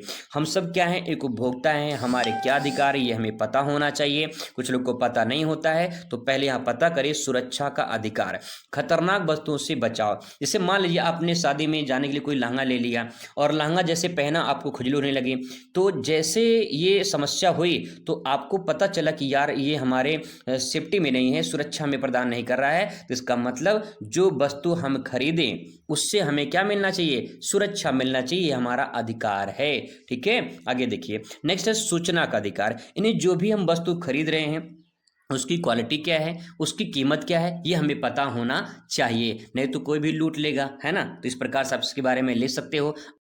अगला प्रश्न देखिए, कह रहा है कार्य सरलीकरण, वर्क सिंप्लीफिकेशन क्या है? इसके बारे में आपको लिखना है। इसमें आप लिखेंगे कार्य को कम समय और कम ऊर्जा खर्च करके सरल तरीके से कुशलतापूर्वक पूरा करने की तकनीकी को कार्य सरलीकरण कहा जाता है। नाम से स्पष्ट, कार्य सरलीकरण यानी किसी काम को सरल तरीके से करना, उसमें कम समय लगे, कम खर्च लगे, उस प्रकार से काम हम करें, उसे हम काम या कार्य सरलीकरण कहते हैं। अगला क्वेश्चन है सूक्ष्म पोषक तत्व क्या होते हैं? सूक्ष्म का मतलब होता है छोटा, ऐसे पोषक तत्व जो छोटे छोटे होंगे उनके बारे में आपको लिखना है। तो देखिए यहाँ पे, वे पोषक तत्व जिनकी शरीर को बहुत कम मात्रा की आवश्यकता होती है लेकिन स्वास्थ्य के लिए अनिवार्य होते हैं, जैसे कि विटामिन और खनिज लवण, आयरन और आयोडीन, ये सब जो है छोटे छोटे मात्रा में जो है जरूरी होते हैं, ये हमारे शरीर को स्वस्थ बनाए रखते हैं। ठीक है, अगला प्रश्न आपके सामने यहाँ पे कह रहा है कि सामुदायिक विकास से क्या तात्पर्य है? सामुदायिक विकास का मतलब इसमें लिखेंगे पूरे समुदाय के सामाजिक और आर्थिक जो स्तर होता है उसे ऊंचा उठाने के किए जाने वाले सामूहिक प्रयास को सामुदायिक विकास कहा जाता है, जिसमें लोगों की सबकी भागीदारी मुख्य होती है। अब इसके बाद अगला क्वेश्चन यहाँ पे है 2 संक्रामक रोगों के नाम बताइए। तो हैजा, क्षय रोग, ये संक्रामक रोग हैं। ठीक है, आगे इसके बाद यहाँ पे क्वेश्चन आपको दिखाई देगा लघु उत्तरीय प्रश्न, जिसमें से आपको यहाँ पे 20 अंक प्राप्त होंगे। कुल मिला के 5 क्वेश्चन होंगे, 4 नंबर का एक क्वेश्चन होगा, 50 शब्दों में आपको उत्तर लिखना होगा। कुछ इस प्रकार से आपको प्रश्न देखने को मिलेंगे, जैसे कि कार्य और आजीविका के बीच अंतर बताइए, पोषण संक्रमण के क्या होते हैं इसके कारण बताइए, शुष्क धुलाई क्या होता है, सामान्य धुलाई में अंतर क्या है, बच्चों के लिए विशेष शिक्षा की आवश्यकता क्यों होती है, विकास संचार रेडियो की भूमिका का वर्णन कीजिए। ऐसे क्वेश्चन आपको देखने को मिलेंगे। आइए एक एक करके सरल आसान शब्दों में समझने का प्रयास करते हैं। पहला क्वेश्चन है यहाँ पे लघु उत्तरीय का कि कार्य और आजीविका में अंतर बताइए। तो यहाँ पे कार्य में देखेंगे कोई भी शारीरिक या मानसिक काम या क्रिया कार्य कहलाता है, यानी चाहे वो शरीर से किया गया हो या वो मानसिक या बुद्धि अपने दिमाग से किया गया हो, वो सब कार्य कहलाते हैं। ठीक है, पहला पॉइंट। आजीविका में इसमें ले सकते हैं जीवन यापन के लिए किया जाने वाला कोई भी कार्य वो आपका आजीविका कहलाता है। ये तो बेसिक जानकारी हो गई, सिंपल अंतर हो गया। और इसमें लिख सकते हैं कि कार्य बिना आय के भी हो सकता है, कोई भी काम जैसे अपने माँ बाप का सेवा करते हैं वो भी एक काम होता है, तो बिना आय के हो सकता है। ठीक है, अगला यहाँ पे आजीविका आय कमाने के उद्देश्य से किया जाता है, यानी में कोई भी काम किया जाता है जिसमें पैसा मिलता है उसे हम आजीविका कहते हैं। ठीक है, आगे इसमें निष्कर्ष में ले सकते हैं कि हर आजीविका कार्य है, हर आजीविका कार्य है पर हर कार्य आजीविका नहीं है। ये बड़ा ही कमाल का सेंटेंस लिखा गया है, अगर आप इसे लिख देते हैं तो परफेक्ट बढ़िया अंक आपको प्राप्त हो जाएगा। बढ़िया निष्कर्ष यहाँ पे लिखा गया है, इसको आप जरूर से नोट कर लेंगे। ठीक है, आगे इसके बाद यहाँ पे नेक्स्ट है पोषण संक्रमण क्या है, इसके कारण लिखिए। तो इसमें आप लिखेंगे खान पान की आदतों में पारंपरिक आहार जैसे कि उच्च फाइबर से जो है हटकर आधुनिक आहार यानी उच्च वसा, चीनी आदि पर जो है इसका बदलाव पोषण संक्रमण कहलाता है। इसके कारण क्या है, तो कारण में ले सकते हैं शहरीकरण, जीवन शैली में बदलाव, जंक फूड की उपलब्धता, शारीरिक सक्रियता, ये सब कमी देखने को मिलती, तो इसके प्रमुख कारण हो जाएंगे। ठीक है, आगे यहाँ पे क्वेश्चन नंबर नेक्स्ट है शुष्क धुलाई और सामान्य धुलाई में अंतर बताइए। तो आप इसको चाहें तो ऐसे आप डिवाइड करके ऐसे भी ले सकते हैं। 4 नंबर का प्रश्न है तो 2 पॉइंट यहाँ बताइए, 2 पॉइंट आप यहाँ बताइए, इस प्रकार से बता सकते हो। बढ़िया आपको अंक यहाँ पे प्राप्त हो जाएगा 4 में 4 नंबर। ठीक है, यहाँ पे मैं आपको सिंपल में बता दे रहा हूँ कैसे लिखेंगे इसका उत्तर। सामान्य धुलाई, इसमें जल, साबुन, डिटर्जेंट पाउडर जो होते हैं इनको जो है उपयोग करके जो है सूती कपड़ों को जो है धोया जाता है, यानी साफ किया जाता है। आगे यहाँ पे देखेंगे शुष्क धुलाई के बारे में लिखेंगे। इसमें पानी के स्थान पर कार्बनिक घोलक जैसे कि परक्लोरोएथेन का प्रयोग होता है। इसमें रेशमी, ऊनी, महंगे कपड़े जो है उपयोग किए जाते हैं। तो इसमें पानी, डिटर्जेंट, साबुन इन सब का इस्तेमाल करके हम धुलाई करते हैं, वो आपका यहाँ पे सामान्य धुलाई हो जाएगा जो हम आमतौर पर अपने घर पे करते हैं। और शुष्क धुलाई में जिसमें हम कोई केमिकल वगैरह मिला के उसको धुलाई करते हैं दाग वगैरह छुड़ाने के लिए, तो वो आपका शुष्क धुलाई में आ जाएगा। ठीक है, सिंपल है। आगे इसके बाद क्वेश्चन नेक्स्ट है कि बच्चों के लिए विशेष शिक्षा की आवश्यकता क्यों होती है। बच्चों के लिए विशेष शिक्षा की आवश्यकता क्यों होती है, क्योंकि यहाँ पे लिखेंगे विशेष शिक्षा उन बच्चों के लिए जरूरी होता है जो शारीरिक, मानसिक या फिर संवेगात्मक रूप से सामान्य बच्चों से भिन्न होते हैं, अलग होते हैं, उनको विशेष शिक्षा की जरूरत होती है। उनका उद्देश्य क्या होता है, तो उद्देश्य में लिखेंगे उनकी जो क्षमताएं होती हैं उसके अनुसार कौशल सिखाना, आत्मविश्वास बढ़ाना, समाज की मुख्य धारा से जोड़ना, आत्मनिर्भर बनाना, ये सब इसमें शामिल है। आप चाहें तो इसको पॉइंट वाइज ऐसे लिख के, ठीक है, इसके बारे में थोड़ा थोड़ा व्याख्या कर देंगे तो आपको पूरा का पूरा अंक आपको यहाँ से प्राप्त हो जाएगा। मैंने आपको हिंट दे दिया यहाँ से किस प्रकार से आंसर को प्रेजेंट करना है, अगर आप समझ जाएंगे तो अच्छे से आप इसे प्रेजेंट कर पाएंगे। अगला क्वेश्चन यहाँ पे है कि विकास संचार में रेडियो की भूमिका का वर्णन कीजिए। किस प्रकार से रेडियो का योगदान है वो आपको बताना है। उसमें लिखेंगे रेडियो विकास संचार का एक सस्ता और प्रभावी माध्यम है, खासकर ग्रामीण क्षेत्रों में। वहीं अगर भूमिका की बात करें तो आप इसमें ले सकते हैं ये कृषि, स्वास्थ्य, शिक्षा, सरकारी योजना की जानकारी कम साक्षर लोग तक आसानी से पहुंचा सकता है। यह स्थानीय भाषा में संवाद कर लोगों को जागरूक बना सकता है। तो इस प्रकार से आप ले सकते हैं। हालांकि रेडियो आज के डेट में पूरी तरह से लगभग मान के चलिए 90% समाप्ति हो चुका है, 10% दूर दराज गाँव में कहीं बचा होगा। ठीक है, तो इस प्रकार से उसके बारे में आप यहाँ पे ले सकते हैं। फिर यहाँ पे लॉन्ग क्वेश्चन आपको दिखाई देगा, 3 क्वेश्चन करने होंगे, 6 आपको नंबर मिलेगा, छात्र का 18 नंबर आपको यहाँ से मिलेंगे। ठीक है, और आपको 6 क्वेश्चन रहेगा, 6 में से 3 करना होगा। जैसे यहाँ पे 16 नंबर क्वेश्चन देख पाएंगे, खाद्य संरक्षण की प्रमुख विधियां क्या है उसके विस्तार से वर्णन कीजिए। या फिर अथवा करके दिया रहता है कि होटल के विभिन्न जो विभाग होते हैं उसको जो है आपको बताना, उसके बारे में समझाना है। फैशन उद्योग के बारे में आपसे क्वेश्चन पूछा जा सकता है। ठीक है, अथवा करके क्वेश्चन यहाँ पे पूछ सकता है कि उपभोक्ता की प्रमुख समस्याएं क्या हैं, उसके समाधान है तो सरकार ने क्या क्या उपाय बताए हैं। तो इस प्रकार से ये आप लिख सकते हैं। ठीक है, 18 नंबर क्वेश्चन इस प्रकार से पूछ सकता है कि वृद्ध जनों की प्रमुख समस्या क्या है, उनके कल्याण हेतु सरकार ने क्या योजनाएं चलाए हैं, कोई 2 योजना नाम बताइए। अथवा करके क्वेश्चन रिपीट कर सकता है कि कुशल आहार विशेषज्ञ बनने के लिए शैक्षिक योग्यता, व्यक्तिगत कौशल का वर्णन कीजिए। इस प्रकार से क्वेश्चन जो है आपको यहाँ पे देखने को मिले। तो यहाँ पे शुरुआत करते हैं। पहला प्रश्न आपके सामने है, कार्य को प्रभावित करते हैं। कार्य को क्या प्रभावित करते हैं? शिक्षा एवं स्वास्थ्य, आयु और लिंग, अवसर की सुलभता, या फिर जो है उपयुक्त सभी। तो यही इसमें आपका राइट आंसर हो जाएगा, उपयुक्त सभी। एक चीज और आपको बता दें कि अगर आपके बहुविकल्पीय क्वेश्चन में चौथा ऑप्शन उपयुक्त सभी या तो ये सभी या फिर जो है सभी लिखा रहेगा तो समझ लीजिए कि 99% में वही आपका सही होगा। ठीक है, ऐसा क्वेश्चन कम से कम 3-4 क्वेश्चन तो आएगा आएगा ही जो ये सभी वाला संबंधित रहेगा। तो आप इसे जरूर से जरूर ट्रिक पॉइंट लगाएंगे। ठीक है, आगे बात करते हैं मधुमेह में वर्जित है। मधुमेह में क्या वर्जित है? प्रोटीन, कार्बोहाइड्रेट, वसा व विटामिन, खनिज, लवण। तो इसमें राइट आंसर आपका कार्बोहाइड्रेट हो जाएगा। ठीक है, आगे यहाँ क्वेश्चन नंबर नेक्स्ट है कि पोषण का निर्धारण करते हैं। तो पोषण का निर्धारण करते हैं, लास्ट में आप यहाँ पे देख पाएंगे लिखा है यहाँ पे ये सभी, तो इसमें आपका राइट आंसर हो जाएगा। ठीक है, आगे यहाँ पे देखिए नेक्स्ट है कि बच्चों की गतिविधियों एवं अनुभव बढ़ाने की उम्र क्या है? 3 वर्ष है, 5 वर्ष है, 10 वर्ष या 12 वर्ष है। तो इसमें जो है आपका राइट आंसर इसमें 5 वर्ष हो जाएगा। नेक्स्ट क्वेश्चन आपके सामने कि नैदानिक पोषण का संबंध किससे है? तो नैदानिक पोषण का संबंध जो है छोटे बच्चों से है, वृद्ध के पोषण से है, बीमार व्यक्तियों के पोषण से है, या फिर जो है इनमें से कोई नहीं। तो इसमें जवाब हो जाएगा कि जो बीमार व्यक्ति होते हैं उनके पोषण से संबंधित होता है नैदानिक पोषण। ठीक है, आगे आते हैं नेक्स्ट क्वेश्चन पर। भारत में कितने वर्ष की आयु तक के अधिकतर बच्चे आर्थिक कारण से विद्यालय नहीं जा पाते हैं? कितने वर्ष के? तो यहाँ पे जो है 5 से 15 वर्ष, 6 से 14 वर्ष, या फिर 4 से 10 वर्ष, या फिर 3 से 9 वर्ष। इसमें राइट आंसर आपका बी वाला हो जाएगा। 6 से 14 वर्ष के बच्चे जो है नहीं जा पाते हैं विद्यालय। ठीक है, अगला प्रश्न यहाँ पे है, कह रहा है कि वह न्यूनतम स्तर आय का जो किसी भी देश में उचित जीवन स्तर पाने के लिए महत्वपूर्ण होता है वह क्या कहलाता है? तो उचित जीवन स्तर पाने के लिए महत्वपूर्ण होता वह क्या कहलाता है? गरीबी रेखा, जीवन की गुणवत्ता, विकास दर, या फिर जीवन स्तर। यहाँ पे तीनों नहीं होगा, इसमें गरीबी आपका राइट आंसर हो जाएगा। ठीक है, गरीबी इसमें करेक्ट आंसर होगा। अगला क्वेश्चन है कि निम्न में से कौन सा गैर संक्रामक बीमारी है? तो गैर संक्रामक बीमारी हृदय रोग है, मधुमेह है, मोटापा है, ये सभी है। तो आपके सामने यहाँ पे लिखा है, लास्ट में यहाँ पे देख पाएंगे, ये सभी इसमें राइट आंसर हो जाएगा।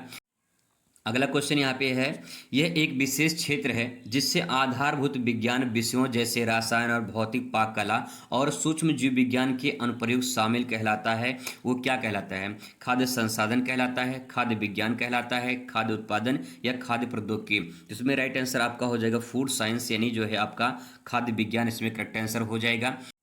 अगला प्रश्न यहाँ पे, खाद्यों में दिखाई ना देने वाले सूक्ष्म जैविक संकट का उदाहरण है कृमि, इल्ली, धून, या फिर प्रोटोजोआ। तो इसमें आपका प्रोटोजोआ है, इसमें आपका करेक्ट आंसर हो जाएगा। ठीक है, अब नेक्स्ट है तीसरा नंबर का पहला क्वेश्चन यहाँ पे है, निम्न में से कौन सा डिजाइन का तत्व नहीं है? डिजाइन का तत्व नहीं है संतुलन, बनावट, सजावट, या फिर रेखा। तो इसमें जो सजावट है ये आपका इसमें करेक्ट आंसर हो जाएगा। ठीक है, आगे यहाँ पे भारत में गरीब है विश्व के, भारत में गरीब है विश्व के कितना % गरीब हैं? 1/3 जो है इसमें आपका राइट आंसर हो जाए। 1/3 जनसंख्या जो है गरीब है। आगे यहाँ पे है क्वेश्चन नंबर नेक्स्ट है कि किस आयु वर्ग के शिशु अनजान व्यक्ति को देखकर भयभीत हो जाते हैं? तो यहाँ पे 8 माह से 12 माह के बच्चे, 2 से 6 माह, 7 से 6 माह, या फिर 5 से 6 माह।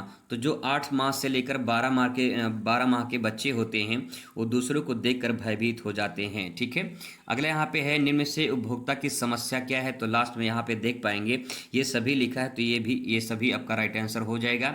अगला यहाँ पे, अंतर्राष्ट्रीय फैशन से प्रारंभ का प्रभुत्व कब से प्रारंभ हुआ है? तो यहाँ पे है 20वीं शताब्दी जो है इसमें आपका करेक्ट आंसर रहेगा 20वीं शताब्दी। ठीक है, नेक्स्ट है कि भारत में परंपरागत व्यवसाय क्या है? तो भारत में जो परंपरागत व्यवसाय है वो क्या है? तो यहाँ पे लास्ट में आप देख पाएंगे, यहाँ पे लिखा है उपयुक्त सभी, यही इसमें जो है आपका राइट आंसर हो जाएगा। ठीक है, आगे यहाँ पे भारत में वरिष्ठ नागरिक की आयु कितनी है? तो सभी को पता होगा 60 वर्ष से अधिक जो लोग होते हैं उससे वो उन्हें वरिष्ठ नागरिक के जो है रूप में देखा जाता है। नेक्स्ट इसमें है, प्रबंधन का कार्य क्या है? यानी जो मैनेजमेंट होते हैं उनका काम क्या है? लास्ट में यहाँ सभी लिखा गया है, तो ये सभी जो है इसमें आपका राइट आंसर हो जाएगा। अगला यहाँ पे संचार का माध्यम नहीं है पूछा है। संचार का माध्यम जो है इसमें घटना जो है ये आपका नहीं हो जाएगा, ये रेडियो, टेलीविजन, अखबार से हमें सूचना मिल जाती है। ठीक है, अगला यहाँ पे क्वेश्चन है, संप्रेषण गति देता है। संप्रेषण गति किसको देता है? विचार को, तथ्य या सम्मति को, या फिर जो है उपयुक्त दोनों को, या फिर इसमें इससे कोई नहीं। तो इसमें जो है आपका उपयुक्त दोनों को, यही इसमें आपका करेक्ट आंसर रहेगा। ठीक है, आइए बात करते हैं अति उत्तरीय प्रश्न की, जिसका उत्तर आप लिखेंगे तो 1 अंक आपको मिलेगा, और इसका जो उत्तर है आपको 1 से 2 लाइन में कंप्लीट कर देना है, इससे ज़्यादा नहीं लिखना है। ठीक है, क्वेश्चन कुछ इस प्रकार से पूछा जाएगा, जैसे कि 5वीं का है, खाद्य प्रौद्योगिकी किसका उपयोग करती है? इसमें खा वाला पूछा जाएगा कि शिक्षकों एवं बच्चों की देखभाल करने वाले व्यवसायी को किस पर जो है ध्यान देना चाहिए। तो यहाँ पे उत्तर इसका आइए देखते हैं। ऐसे क्वेश्चन आपको यहाँ पे देखने को मिलेंगे। इसका उत्तर मैंने यहाँ पे सरल आसान शब्दों में लिख लिया है। क्वेश्चन है कि खाद्य प्रौद्योगिकी किसका उपयोग करती है। तो यहाँ पे उत्तर आपको देखने को मिल जाएगा। यहाँ पे आप देख पाएंगे, यहाँ पे लिखेंगे खाद्य प्रौद्योगिकी जो है यानी फूड टेक्नोलॉजी जो है ये खाद्य पदार्थों के जैसे कि प्रसंस्करण यानी प्रोसेसिंग, संरक्षण, डिब्बाबंदी और वितरण के लिए आधुनिक मशीनों और वैज्ञानिक विधियों का उपयोग करती है। तो इसमें आप अगर दो ही लाइन लिख देंगे, दो ही इसमें शब्द लिख देंगे कि खाद्य प्रौद्योगिकी जो है यानी फूड टेक्नोलॉजी जो है ये खाद्यों के पदार्थों के प्रसंस्करण या फिर संरक्षण के लिए जो है इसका उपयोग किया जाता है। बस इतना लिख देंगे तब भी आपका काम हो जाएगा। ठीक है, इसके बाद यहाँ पे दूसरा क्वेश्चन उसी 5वें का खा है यहाँ पे कि शिक्षकों एवं बच्चों की देखभाल करने वाले व्यवसायी को किस पर ध्यान देना चाहिए। तो यहाँ पे लिखेंगे उन्हें बच्चों के सर्वांगीण विकास पर ध्यान देना चाहिए, जैसे कि उनके शारीरिक, मानसिक, सामाजिक और भावनात्मक इन सब पर ध्यान देना चाहिए। इसके साथ जो है उनकी सुरक्षा, पोषण, खेल में सीखने के लिए अनुभव पर ध्यान देना चाहिए। तो इस प्रकार से आप अपने शब्दों में भी बयां करके ले सकते हैं कि शिक्षक को कैसे देखभाल करना चाहिए। ठीक है, आगे यहाँ पे नेक्स्ट क्वेश्चन है 6वें का है कि भारत स्वास्थ्य, परिवार और परिवार कल्याण मंत्रालय के माध्यम से किस संस्था का सदस्य है। तो यहाँ पे आप लिखेंगे कि भारत एवं विश्व स्वास्थ्य संगठन, ठीक है, जिसे हम WHO कहते हैं, तो ये अंतर्राष्ट्रीय संस्था का जो है सदस्य है। ठीक है, WHO संस्था का सदस्य है।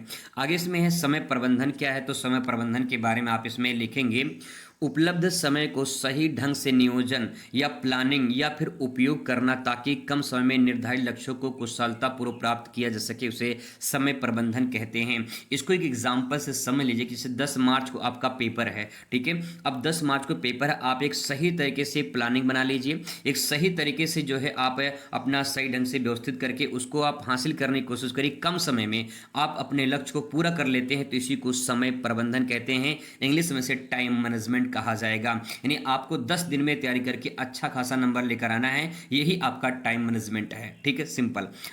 अगला प्रश्न यहाँ पे 7वें का है कि सूचना और संचार प्रौद्योगिकी से ICT कहा जाता है, इंफॉर्मेशन कम्युनिकेशन टेक्नोलॉजी। ठीक है, यानी इंफॉर्मेशन मतलब सूचना हो जाएगा, कम्युनिकेशन ये संचार हो जाएगा, टेक्नोलॉजी मतलब प्रौद्योगिकी हो जाएगा। ठीक है, तो ICT शॉर्ट फॉर्म में लिखा गया है। से आप क्या समझते हैं ये आपको बताना है। तो आप इसमें लिखेंगे यह उन तकनीकी साधनों और संसाधनों का समूह है जिनका उपयोग सूचना के निर्माण में, भंडार में, प्रबंधन में, आदान प्रदान के लिए किया जाता है, जैसे कंप्यूटर, इंटरनेट, मोबाइल आदि।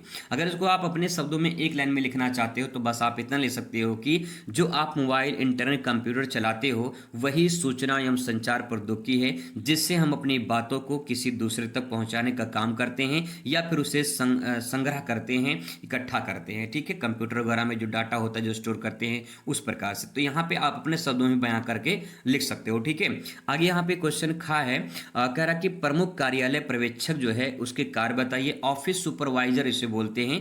कार्यालय जो पर्यवेक्षक होते हैं, ऑफिस सुपरवाइजर जो होते हैं, उनका काम क्या है, उनका काम बताना है। तो यहाँ पे लिखेंगे पर्यवेक्षक का कार्य कर्मचारियों को काम की निगरानी करना और कार्यों को बंटवारा करना, अनुशासन बनाए रखना, कार्यालयों की जो है कार्यप्रणाली पर सुचारू से चलाना, देखभाल करना। जैसे मान लो आपके स्कूल में प्रिंसिपल होंगे, ठीक है, आपके स्कूल में जो प्रिंसिपल होंगे उनका काम क्या है, उनका काम है कि स्कूल को सही तरीके से संचालन करना। जैसे आपके स्कूल के प्रिंसिपल सही तरीके से विद्यालय को चलाते हैं, उसकी निगरानी करते हैं, उनके काम को जो काम होते हैं वो मास्टरों में बांट देते हैं, अनुशासन बनाए रखने का काम करते हैं, कार्यालय में क्या क्या काम हो रहे हैं उसको चलाने का काम करते हैं, वही सुपरवाइजर भी काम करते हैं। तो अपने प्रिंसिपल को देख करके, सोच करके आप वही सेंटेंस अपने शब्दों में बयां कर सकते हैं।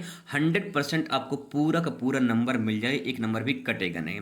ठीक है, चलिए आगे बात करते हैं। यहाँ पे अगला क्वेश्चन कि बाजार विभाजन, मार्केटिंग जो है कैसे विभाजन होता है इसके बारे में आपको बताना है। तो आप इसमें उत्तर लिखेंगे पूरे बाजार को उपभोक्ता की विशेष जरूरतों और जो विशेषताएं होती हैं या व्यवहार के आधार पर छोटे छोटे समूह में बांटना बाजार विभाजन कहलाता है, ताकि उन्हें बेहतर सेवा दी जा सके। जैसे एग्जाम्पल से आप समझने का प्रयास करेंगे। यहाँ पे जैसे आपने नाम सुना होगा सब्जी मंडी, तो सब्जी मंडी में क्या होता है, वहां पे सब्जी मंडी में सिर्फ सब्जी मिलती है। जैसे आपने नाम सुना होगा फल मंडी, ठीक है, फल मंडी में क्या मिलता है, फल वगैरह मिलते हैं, फूल वगैरह मिलते हैं, हैं। तो इस प्रकार से जो बाजार का विभाजन होता है उसे आप अपने शब्दों में ले सकते हो कि जो मानव होता है, जो इंसान होता है, उसकी ज़रूरत के अनुसार उसे छोटे छोटे समूह में बांट दिया जाता है। ठीक है, जैसे एक मॉल होता है, मॉल में सारी चीज़ मिल जाती है वहाँ पे, तो उसे छोटे छोटे समूह में बांट दिया जाता है ताकि जो है लोग को सुविधा मिल सके। वही आपका बाजार विभाजन है, सिंपल। ठीक है, चलिए आगे दोस्तों बात करते हैं। यहाँ पे नेक्स्ट है 8वें का देखिए यहाँ पे, धुलाई प्रबंधन पाठ्यक्रम के क्षेत्रों में रोजगार के अवसर उपलब्ध कराते हैं। यानी जो धुलाई प्रबंधन, जो धुलाई काम होता है, उसका अगर पाठ्यक्रम आप काम कर लेते हैं, कोर्स कर लेते हैं, तो आपको रोजगार कहाँ मिलेगा ये बताया गया है। तो आप इसमें देखेंगे यह पाठ्यक्रम जो है अस्पतालों में, होटलों में, रेलवे, जेलों या फिर व्यावसायिक लॉन्ड्री जो सेवाएं होती हैं उसमें जो है आपको रोजगार के अवसर मिलते हैं। तो कहाँ कहाँ काम होते हैं, कपड़े धुलने के तो बहुत जगह काम होते हैं। तो इस प्रकार से आप इसके बारे में लिख सकते हो 1 से 2 लाइन में। ठीक है, आगे देखिए यहाँ पे नेक्स्ट है क्वेश्चन 8वें का है, हस्तशिल्प क्या है। हस्तशिल्प मतलब यहाँ पे लिखा हस्त, हाथ मतलब हाथ, हाथ से जो कढ़ाई बुनाई वगैरह करते हैं, जो भी बनाते हैं, हाथ से जो काम करते हैं, वो हस्तशिल्प है। ठीक है, तो उसमें लिखेंगे आप 2 लाइन कि हाथ से बनाई गई कलात्मक वस्तुओं को हस्तशिल्प कहते हैं। 1 लाइन की परिभाषा आप यहाँ पे ले सकते हैं। थोड़ा समझने के लिए मैंने यहाँ पे एक्स्ट्रा लिखा है, जैसे जिसमें साधारण औजारों को उपयोग करके स्थानीय संस्कृति कला का प्रदर्शन किया जाता है, जैसे मिट्टी के बर्तन बनाना, बुनाई करना, ये सब आ जाता है इसमें। ठीक है, तो अगर आप इतना भी ले देते हो तब भी आपका काम हो जाएगा, क्योंकि 1 नंबर का प्रश्न है। ठीक है, आगे यहाँ पे देखिए 9वां नंबर का है कि अर्थपूर्ण कार्य क्या है।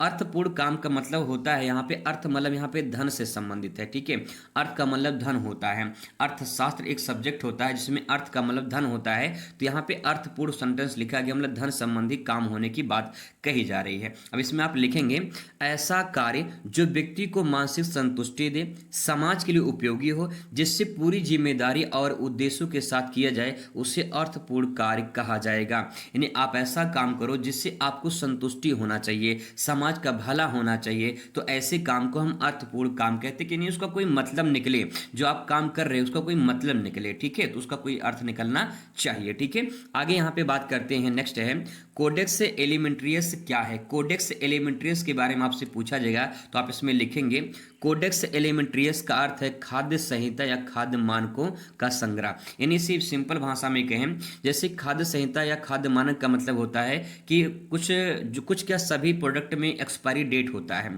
ठीक है, कि कितने दिन में खराब होगा, तो वो खाद्य मानक के अनुसार तय किया जाता है कि वो कितने दिन में खराब होगा। यानी हम कह सकते हैं यह अंतर्राष्ट्रीय स्तर पर खाद्य पदार्थ की गुणवत्ता और सुरक्षा से संबंधित नियम का समूह है, जिसे हम खाद्य संहिता या कोडेक्स एलिमेंट्रियस या फिर उसे खाद्य मानक, खाद्य संहिता के नाम से जाना जाता है। 2-3 नाम है, 2-3 नाम ध्यान रखेंगे, कोई भी क्वेश्चन आपके घुमा के पूछा जा सकता है। ठीक है, 10वां नंबर क्वेश्चन देखिए, 10वां का देखिए, कह रहा है कि भारत में कुपोषण की मुख्य समस्या का कारण बताइए।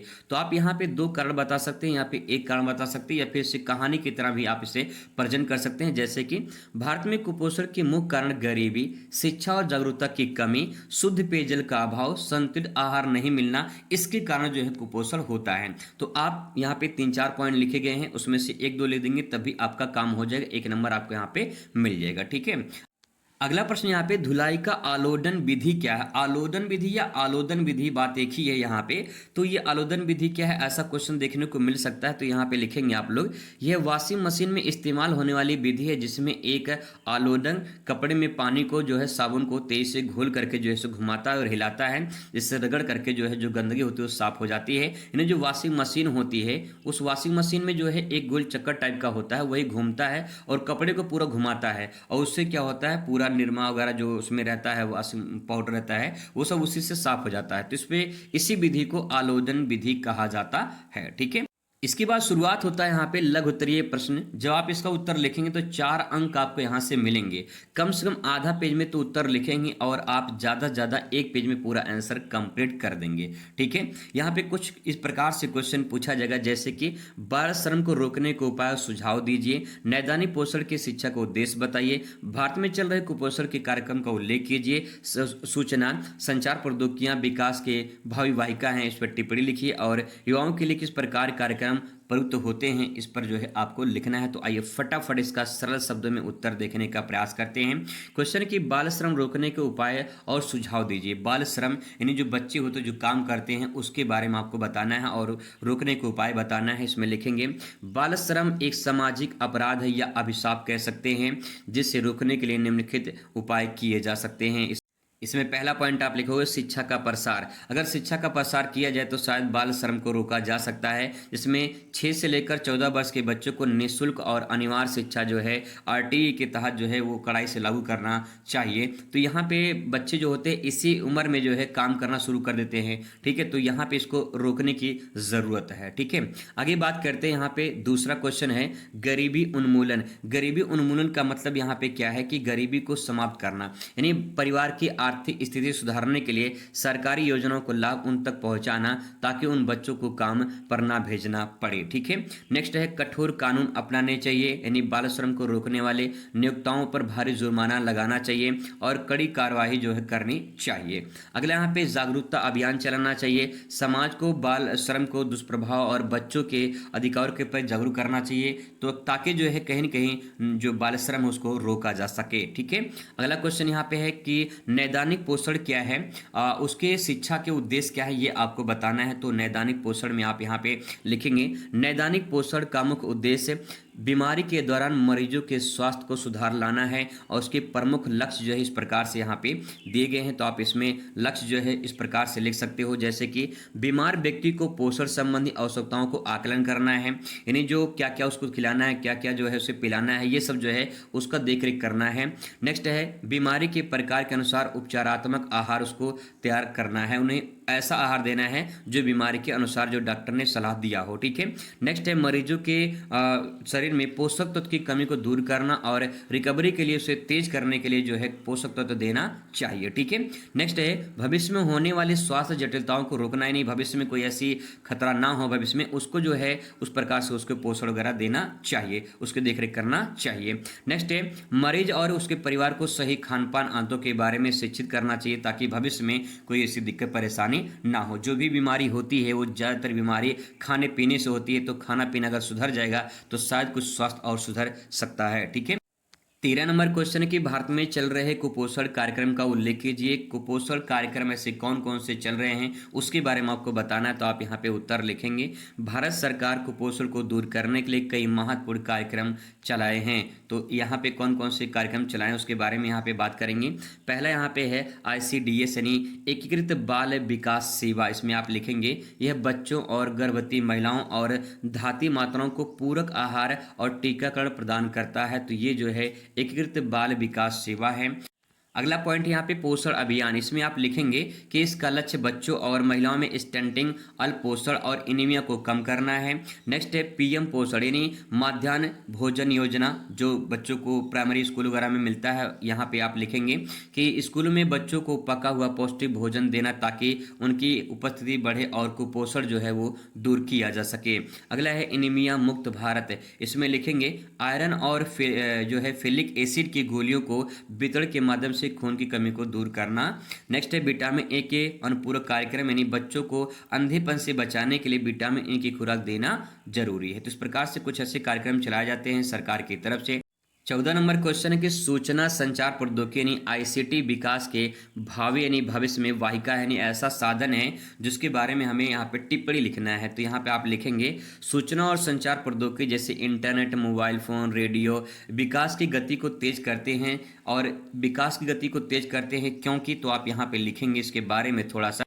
इसमें आप पहला पॉइंट लिखेंगे ज्ञान का प्रसार। ज्ञान का प्रसार कैसे होता है? इसके माध्यम से ग्रामीण क्षेत्रों तक कृषि, स्वास्थ्य और सरकारी योजनाओं को जो जानकारी हो पहुंच जाती है, तो ज्ञान का प्रसार होता है। दूसरा पॉइंट शिक्षा और कौशल। शिक्षा और कौशल की बात करें तो ई लर्निंग यानी जो ऑनलाइन आप सीखते हैं, डिजिटल क्लासरूम जो कि डिजिटल लाइब्रेरी टाइप का होता है उसमें जो लोग पढ़ते हैं जाके, ठीक है। और फिर दूर दराज के बच्चे भी अच्छी शिक्षा प्राप्त कर पाते हैं। तो कैसे संभव हुआ? ये संभव हुआ ICT के द्वारा, टेक्नोलॉजी टेक्नोलॉजी के द्वारा हुआ है।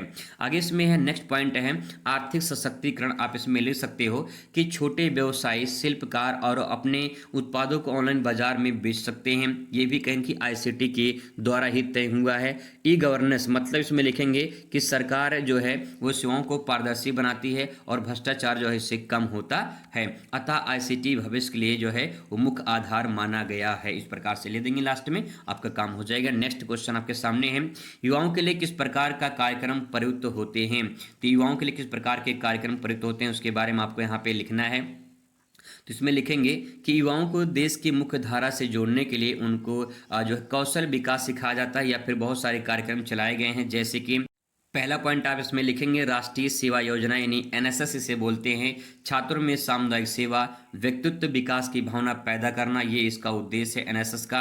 आगे यहाँ पे एनसीसी भी चलता है। एनसीसी में जो है युवाओं को अनुशासन, देशभक्ति की भावना जो है इसमें सिखाया जाता है। वहीं बात करें कौशल विकास योजना जो है युवाओं को जो है विभिन्न व्यवसाय से और तकनीकी प्रशिक्षण देने से जो है उनको जोड़ा जाता ताकि उनको रोजगार मिल सके। ठीक है, आगे यहाँ पे है नेहरू युवा केंद्र संगठन। नेहरू युवा केंद्र संगठन में ग्रामीण युवाओं को रचनात्मक कार्य और नेतृत्व के अवसर से जोड़ना ये कार्यक्रम सिखाया जाता है, चलाया जाता है। साहसिक खेल और छात्रवृत्तियां, जो युवा हैं उनको प्रतिभा को निखारने के लिए खेल और उच्च शिक्षा के लिए आर्थिक मदद भी सरकार की तरफ से दिया जाता है। तो इस प्रकार से आप इसको लिख सकते हैं। इसके बाद लॉन्ग क्वेश्चन आपका आएगा। लॉन्ग क्वेश्चन कुछ इस प्रकार से पूछा जाएगा जैसे कि खाद्य सुरक्षा और गुणवत्ता एक वैश्विक मुद्दा क्यों है, इसको स्पष्ट कीजिए। 6 अंक आपका ये रहेगा यहाँ पे एक प्रश्न के लिए। अगर आपको ये नहीं आएगा तो अथवा करके यहाँ पे क्वेश्चन दे रहते हैं। ये क्वेश्चन बहुत ही ज़्यादा मोस्ट इंपॉर्टेंट है, इसको अच्छे से देख लीजिए कि बच्चे, युवा और जो है वृद्धजन, ये वृद्धजन रहेगा, क्यों संवेदनशील होते हैं, इसके बारे में आपसे क्वेश्चन पूछा जा सकता है। फिर 17 नंबर क्वेश्चन चिकित्सीय पोषण और आहार की अध्ययन व्यावसायिक विकास के तरह सक्षम बनाता है, समीक्षात्मक वर्णन कीजिए। ऐसा क्वेश्चन देखने को आपको मिलेगा। ठीक है, फिर इसके बाद यहाँ पे अथवा करके क्वेश्चन दिया रहेगा डिजाइन क्या होते हैं, इसके विश्लेषण करते हुए डिजाइन के विभिन्न पहलुओं को स्पष्ट कीजिए। ऐसा क्वेश्चन देखने को मिलेगा। उपभोक्ता संरक्षण अधिनियम 2019 के द्वारा प्राप्त सभी उपभोक्ता अधिकारों का वर्णन कीजिए। अथवा करके इसको भी आप यहाँ पे देख सकते हैं कि सूचना संचार प्रौद्योगिकी, ये बहुत इंपॉर्टेंट है। ये भी आपके पेपर में किसी न किसी रूप में देखा जा सकता है, मतलब कि चाहे वो बहुविकल्पीय में, अति लघु में या फिर लघु में आ सकता है। ठीक है, सूचना जो है सूचना और संचार प्रौद्योगिकी क्या है और उससे संबंधित परियोजनाओं के बारे में उदाहरण सहित आपको समझाना है। तो आप इसे एक बार जरूर से जरूर तैयार कर लीजिए। मैं आपको अगली वीडियो में इन सभी प्रश्नों को तैयार करा दूंगा। मिलते हैं नेक्स्ट वीडियो में। Best of luck, thanks for watching.